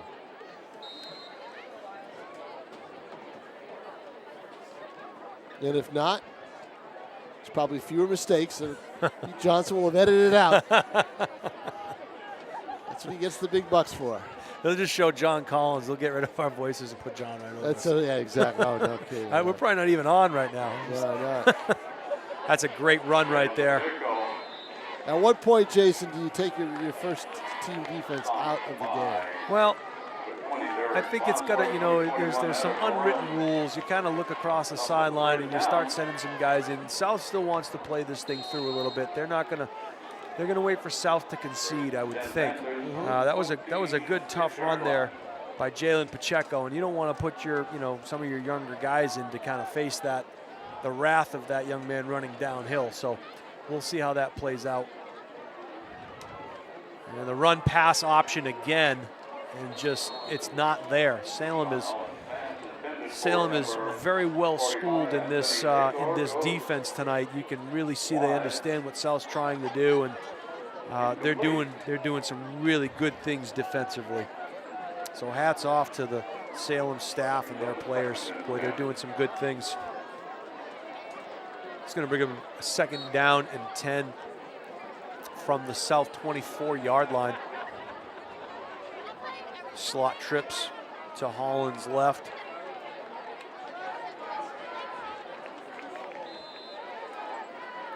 Same play as the first play of this series of the drive. And they've had some success with it. Yep. That you do. I mean, you do what you do. You're not going to. They've got the guy running Pacheco, who's tough. You're not going to put new plays in. That you come in with the plays that you planned on running. You've worked on all week, and those are the things you do. South going 2-by-2 here as they bring number 40 Amigo over to the boundary. So 2-by-2 set. Pacheco in the backfield. They'll send him in motion back to trips, but another flag. Somebody moved. Or was lined up wrong, incorrectly. Tells me it's going to be an illegal shift? Motion or a shift. Let's see. Yeah, illegal procedure on South. So you shoot yourself in the foot. You go from a 3rd and somewhat manageable to 3rd and 10. So South will scrap the 2-by-2 motion to trips and just line up in trips. Amigo goes back over to the top of the field.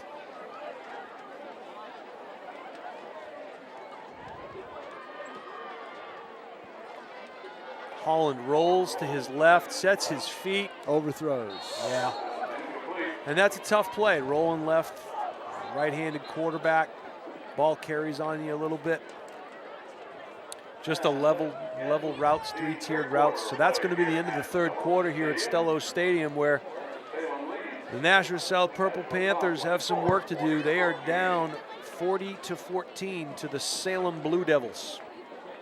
A shocker at Stellos. Now, I don't think it would have been a shock if it was a close game. Now, everybody knew Salem was a good team. Right.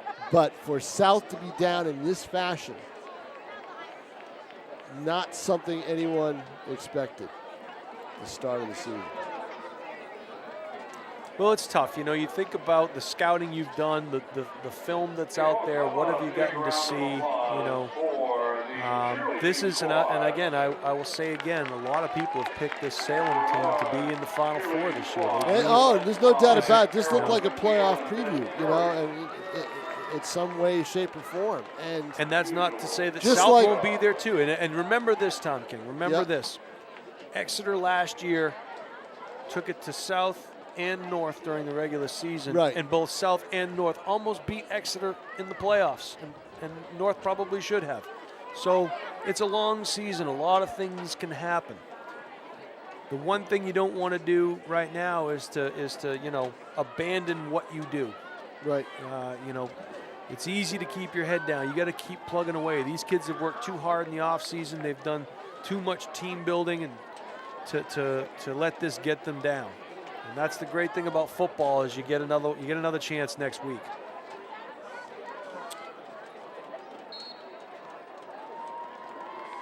So South is going to punt it away here on 4th down. Nice kick. Nobody deep for Salem. Nope. Probably a wise move. Sure. Why have a body back there where there could be injury or anything else like that, or a turnover or anything? Let South boot it downfield, take the ball. You've got if I do my math right, you got a 26-point lead with 11:47 left to play. That is 26 points, right, Alan? Yeah, okay, I just wanted to make sure. That was the old math. You got the new math. I'm the old math. One of the things Coach Knight really wanted to stress was that his team this year they have a lot of depth, and so when they're in practice, they get a really good look from their 2s and their 3s who ran, Salem's scout team. Obviously, you're not going to get the exact look because South is not a wing T team, right? But you got a pretty good look. They run that sweep again. New player in the game, number 4, Riley Mulvey. And it's just a system play, It doesn't matter who's in there. We run the same stuff. Look like maybe Cole Desmond on the tackle for South.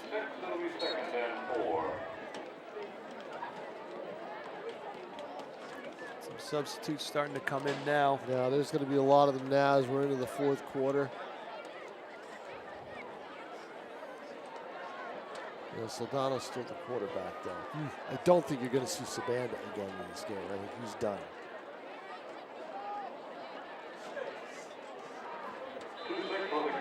That ball carried right there by Dylan McKeon, a senior for Salem.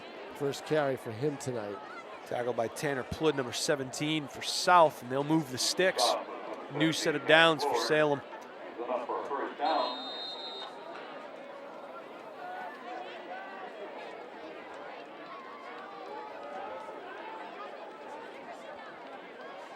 So now we get a backup quarterback in. Right, looks to be number 7, Kyle Poulin. Yes, Poulin is at calling shots now.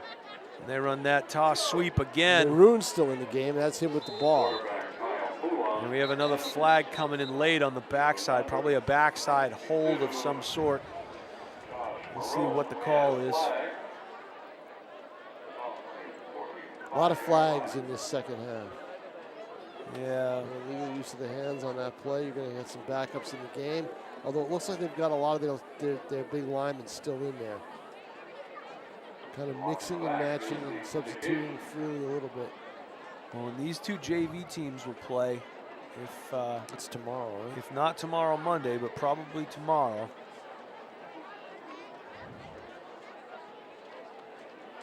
So Salem will regroup, huddle up. 1st and 20 now from their 35-yard line.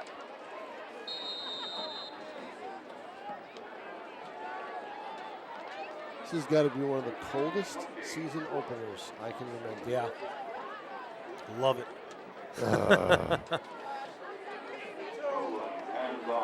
And there's Maroon again, still in the game.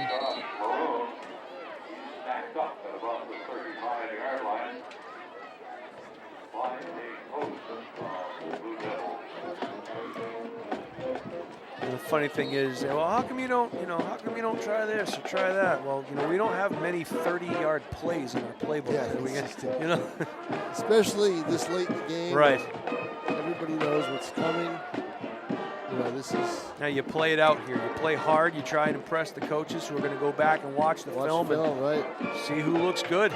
It's a preview of things to come. A little isolation play. He cuts it back.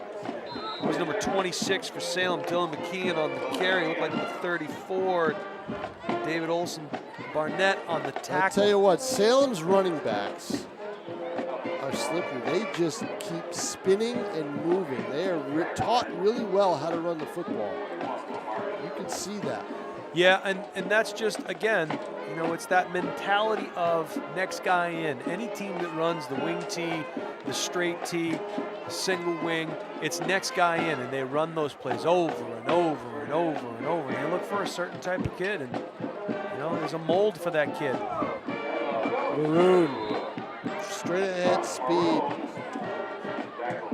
It's about 6, 7.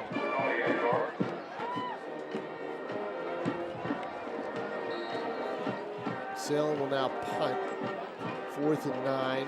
8:46 left to play in the game.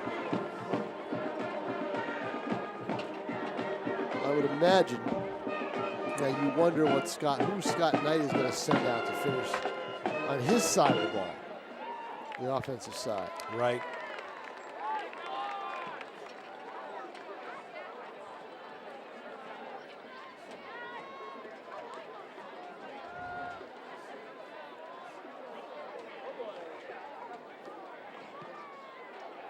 Flag from behind. Fair catch called for there. Which may have meant, because of the protectors he had behind him, maybe it may have moved. They may have jumped, and they did. False start. They jumped in the backfield, which is, you know, they were fooled by the snap. Yeah, you know, you got the best view of the ball being snapped. You don't have to move. You don't have to move. Just stay still. They're gonna do it and make him kick it again. It looks like here. So. Yep. Yeah, I don't think there is a choice. No, there is not. Whistle blows, and that's dead ball. Yeah.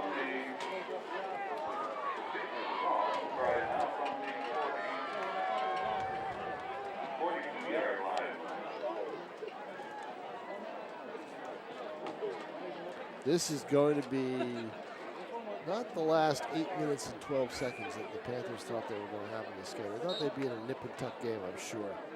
An up and down track meet type game. But the only team that's really been going up and down has been Salem. South has moved the ball. They've moved the ball. They haven't been able to finish. No. A couple of turnovers.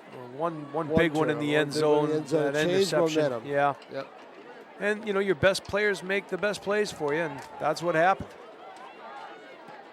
It takes a friendly bounce for South. Right away. Riley Mulvey downing the ball there. Now, does Holland come back out? Yes, he does. Holland comes back out. This type of kid doesn't want to come off the field anyway. Well, nobody does. Yeah, You want to, you know, young high school player, you want to keep playing. I mean, you've worked so hard to get to this point. Some games have gone final here. As we've announced earlier, North over Timberlane 48-24. Pinkerton shuts out Alvern 48-0. Yikes. Bedford does the exact same thing to Memorial 48-0. Merrimack is up 27-7 over Keenan the third. That's a big win for Merrimack. They didn't know what they had coming in, you know, and Joe Eichmann was basically their team, you know, from who looks at it. You know, right there, Holland takes off and runs with it. But I'm going to tell you something right now. You don't want to see Holland get hurt in this situation. Had number 2, and you can see him, Tavon Olson, ran what's called a shallow route or an under route, and he was standing wide open. It was either him or number 18, Downing, ran untouched over the middle of the field. He might still be running if Holland throws it to him, but trying to make something big happen at this point in the game. Last score we got for you, Exeter 42-20 over Central in the 4th. Holland back to pass. Drills it in underneath there to Amigo. It looks like he's going to be close to a first down. We'll see where they mark it. Nope. Just shy. Going to be. Ew, eyeball that. It looks like a first to me. Let's see. Yeah. So it's going to be second down in the credit card. Trips to the top of the screen. Holland sets his feet. Oh, boy.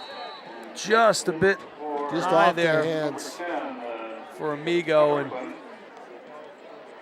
Nice pass. Holland drilled it in there a little bit. One of the things you tell your receivers when you're playing against a zone defense is to find the soft spot and kind of sit yourself right down and wait for the ball. And Migo looked like he kept running a little bit because that ball was a little bit high. Trips to the top. They run it straight ahead to Pacheco, number 72. It's about 4 yards. John DeLee, senior, on the tackle for Salem. Salem making some more substitution. Holland still calling signals for the Panthers. Trips to the top of the screen. Single receiver to the left, one back in the backfield. Holland, three-step drop, and he's going to take off with it. And gets about 4. tackled there by number 47, Michael Langmaid. I just don't want your starting quarterback taking off on runs. There's down a lot of 26 season. points Yeah, with there's a lot of season left to play here. This has got to be his last series, you would think.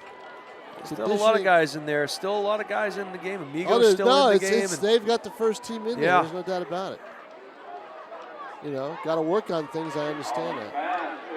And I'll tell you, the rolled up corners for Salem have had a heck of a night out here tonight. Just rallying up and blowing up those. Big play. No, but they've blown up those bubble screens. They've blown up those hitch routes. Primarily because they know they have help over the top. I mean, you look at how deep those safeties are playing right now, Tom. The corners know they can be aggressive underneath. Holland barking signals to change the play. And it's going to be a quick pass. And he's got a lane there. Yeah, that's Amigo. He saw the way they were lined up, and they were giving Amigo that space, and it worked. And one of the reasons why you know that play, and again, if you watch the offensive line, you can see the offensive line right at the snap of the ball cuts the defensive end's legs so they can get that pass out there. He can't get his hands up. But it's a good play by Holland to see the way they were lined up and see that his receiver had all sorts of space. 5:36 left to play in the game. Ooh, see, that's that hit that you don't want him to take. He bounces off the turf very quickly. The pocket was there, and then it collapsed real quick. Looked like, was that number 72 again? John DeLee, maybe. So 2nd down and 17 with 5:03 and counting to play. Yeah, he just give it once again to Jalen Pacheco, and he bangs up in there. Maybe for a couple. And once again, number 72 on the tackle, John DeLee, senior from Salem, plugging up the middle of that line.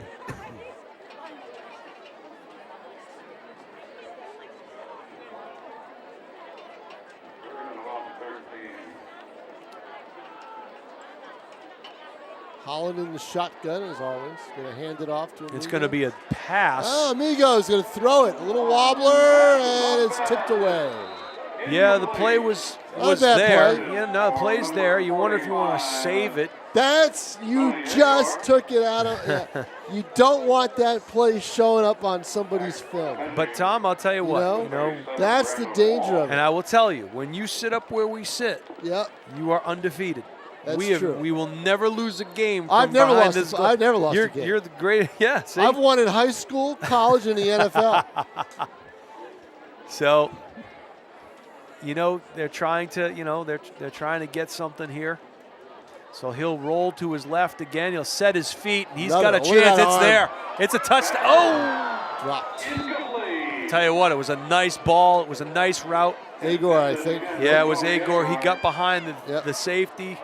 What an arm by Holland, though. He's got a pro-type, he looks like he would work well in a drop-back, pro-type offense and just throw the ball and wing it. One of the things that Coach Pike talked about was how impressed he was with Holland's arm. And right there, and the biggest thing that you saw right there, Tom King, 4 minutes to play in the game that you're definitely not going to come out on top in. He rolls to his left, sets up his feet across his body, and makes a beautiful pass. I mean, Superb. All right, so tight end wing to the left, split end to the right, and they run a trap right up the gut. And that was sniffed out very well again by the South defense, reading their keys and doing their job. So these next line guys that are in are up to the challenge, up to the task. That'll bring up about a 2nd and 11 for Salem. Under 4. Kyle Poulin, the quarterback, calls the play from the huddle. I'm keeping track. Salem comes out. A tight end to the left with a slot to the right, 2 backs in the backfield. And just a power play to the right side behind the pulling guard. That was number 37, Brandon Wall.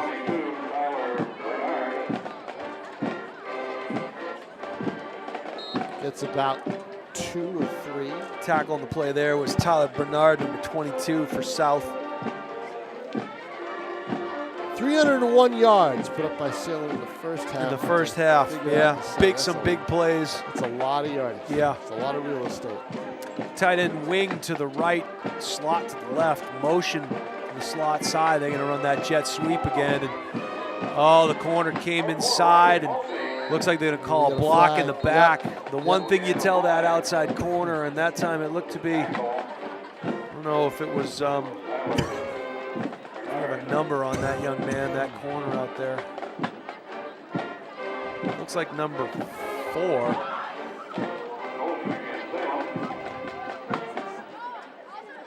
But he came inside that crack block, and the ball bounced outside of him. He is the last man of contain. Fortunately for him, it looked like he got blocked in the back, so they'll call that penalty on Salem, and you live again.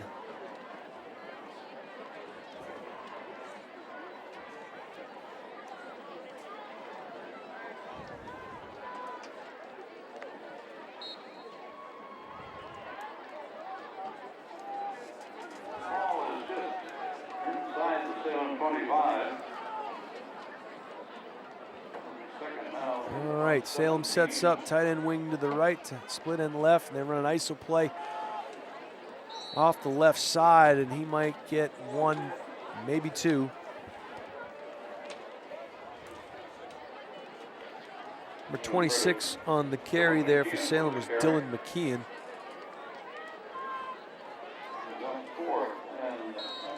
So with 4th down here, clock running at 2 minutes and 30 seconds. Kick it away. They will punt. Now, I doubt very much you'll see Sean Holland out there with the starting offense to end this thing. Well, you do have Tavon Olson back to return this punt, so. Well, that's special teams. You want to see what he can do punt-wise, return-wise. He's got speed. It's one of the more difficult things at the varsity level is to get a second-team punt return out there sometimes. Right. Because sometimes your JV kids are actually on your starting punt return for varsity, so it's a tough thing to do. We got a flag on the play here, a little bit of extracurriculars, and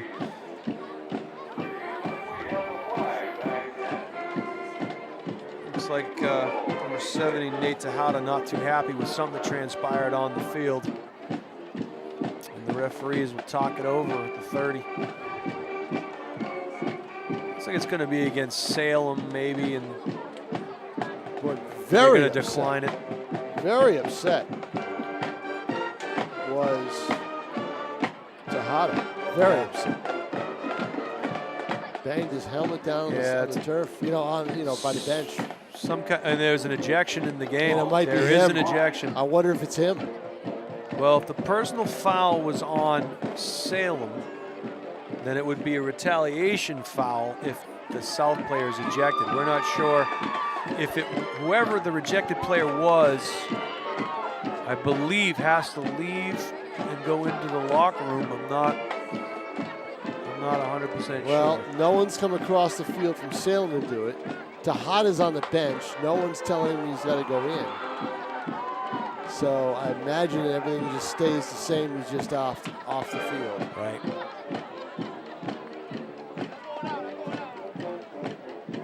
Coach Knight over to talk with his player, make sure he's doing all right. And, those are the things that you gotta, as a head coach. That's just it. Stay on them. Stay with them. There's nobody that knows his guys better than the man walking the Nashua South sideline right now, and I can tell you that firsthand.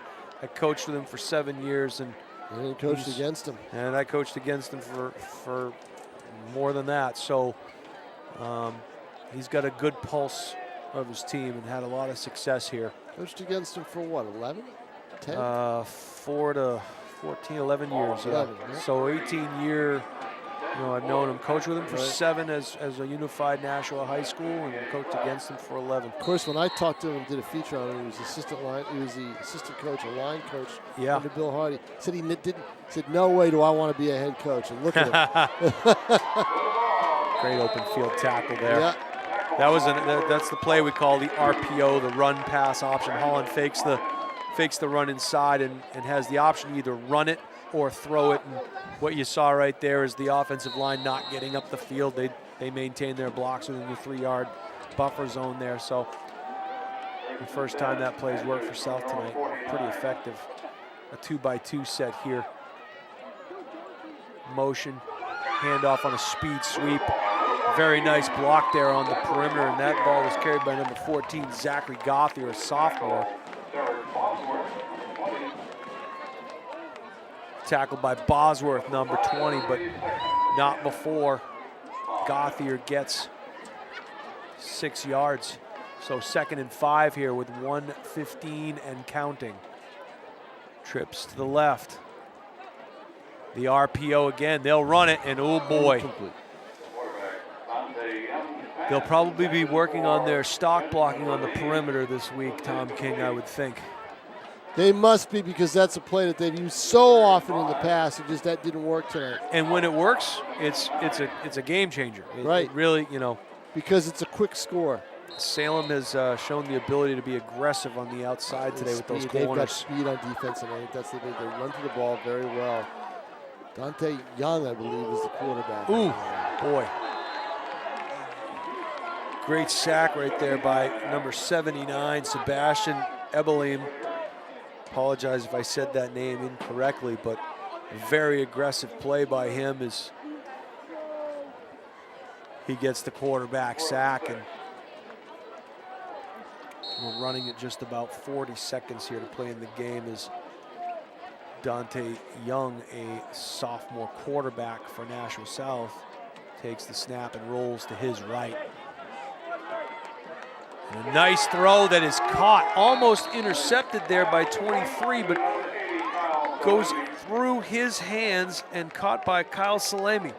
23 was Anthony Lorenza. He thought he had an interception and went right through his mitts and found Kyle Salemi's hands. So a 1st down play with 27 seconds and counting. Young getting the play to the offensive line. He's rolling to his left. This is a keeper all the way. He tucked that ball right under his shoulder. There was no intention of throwing that ball. And again, extracurricular. And I think some guys are letting their mouths get the better of them here. Hate to see a game end with a penalty like that, unsportsmanlike conduct on Salem. But the final score here from Stellos Stadium. Looks like, well, they can't end on a defense. They're going to call it. Yeah, Steve Hall is going to call this one. So 40-14, your final here from Stellos Stadium, as Nashua South falls to 0-1 on the year, and one of the preseason favorites, Salem High School, as advertised. They did it in a variety of different ways, special teams, running the football with various players, and throwing when they absolutely had to, but not much of a factor in the throwing game today. Nashua South will come back, go have another week of practice and come back and play like we know they can play. This is a good Nashua South team that will bounce back pretty quickly. They are well coached. They have some real good coaches on the staff. They have good players on the team. They will rebound, no question about it. Coach Knight will have his guys ready to roll next week. A tough one for them tonight, but there'll be some things they can watch on film, things that they can learn from, things they can grow from. They're not going to play many better teams than the one they played tonight, so I think there's a good opportunity for this Nashua South team to really turn some heads moving forward. Want to thank everybody for joining us here tonight on NashuaETV. Jason Roby, Tom King, Tim O'Neill on the camera at the top of the stadium. Pete Johnson, our executive producer. We'll see you next week. Good night, everyone.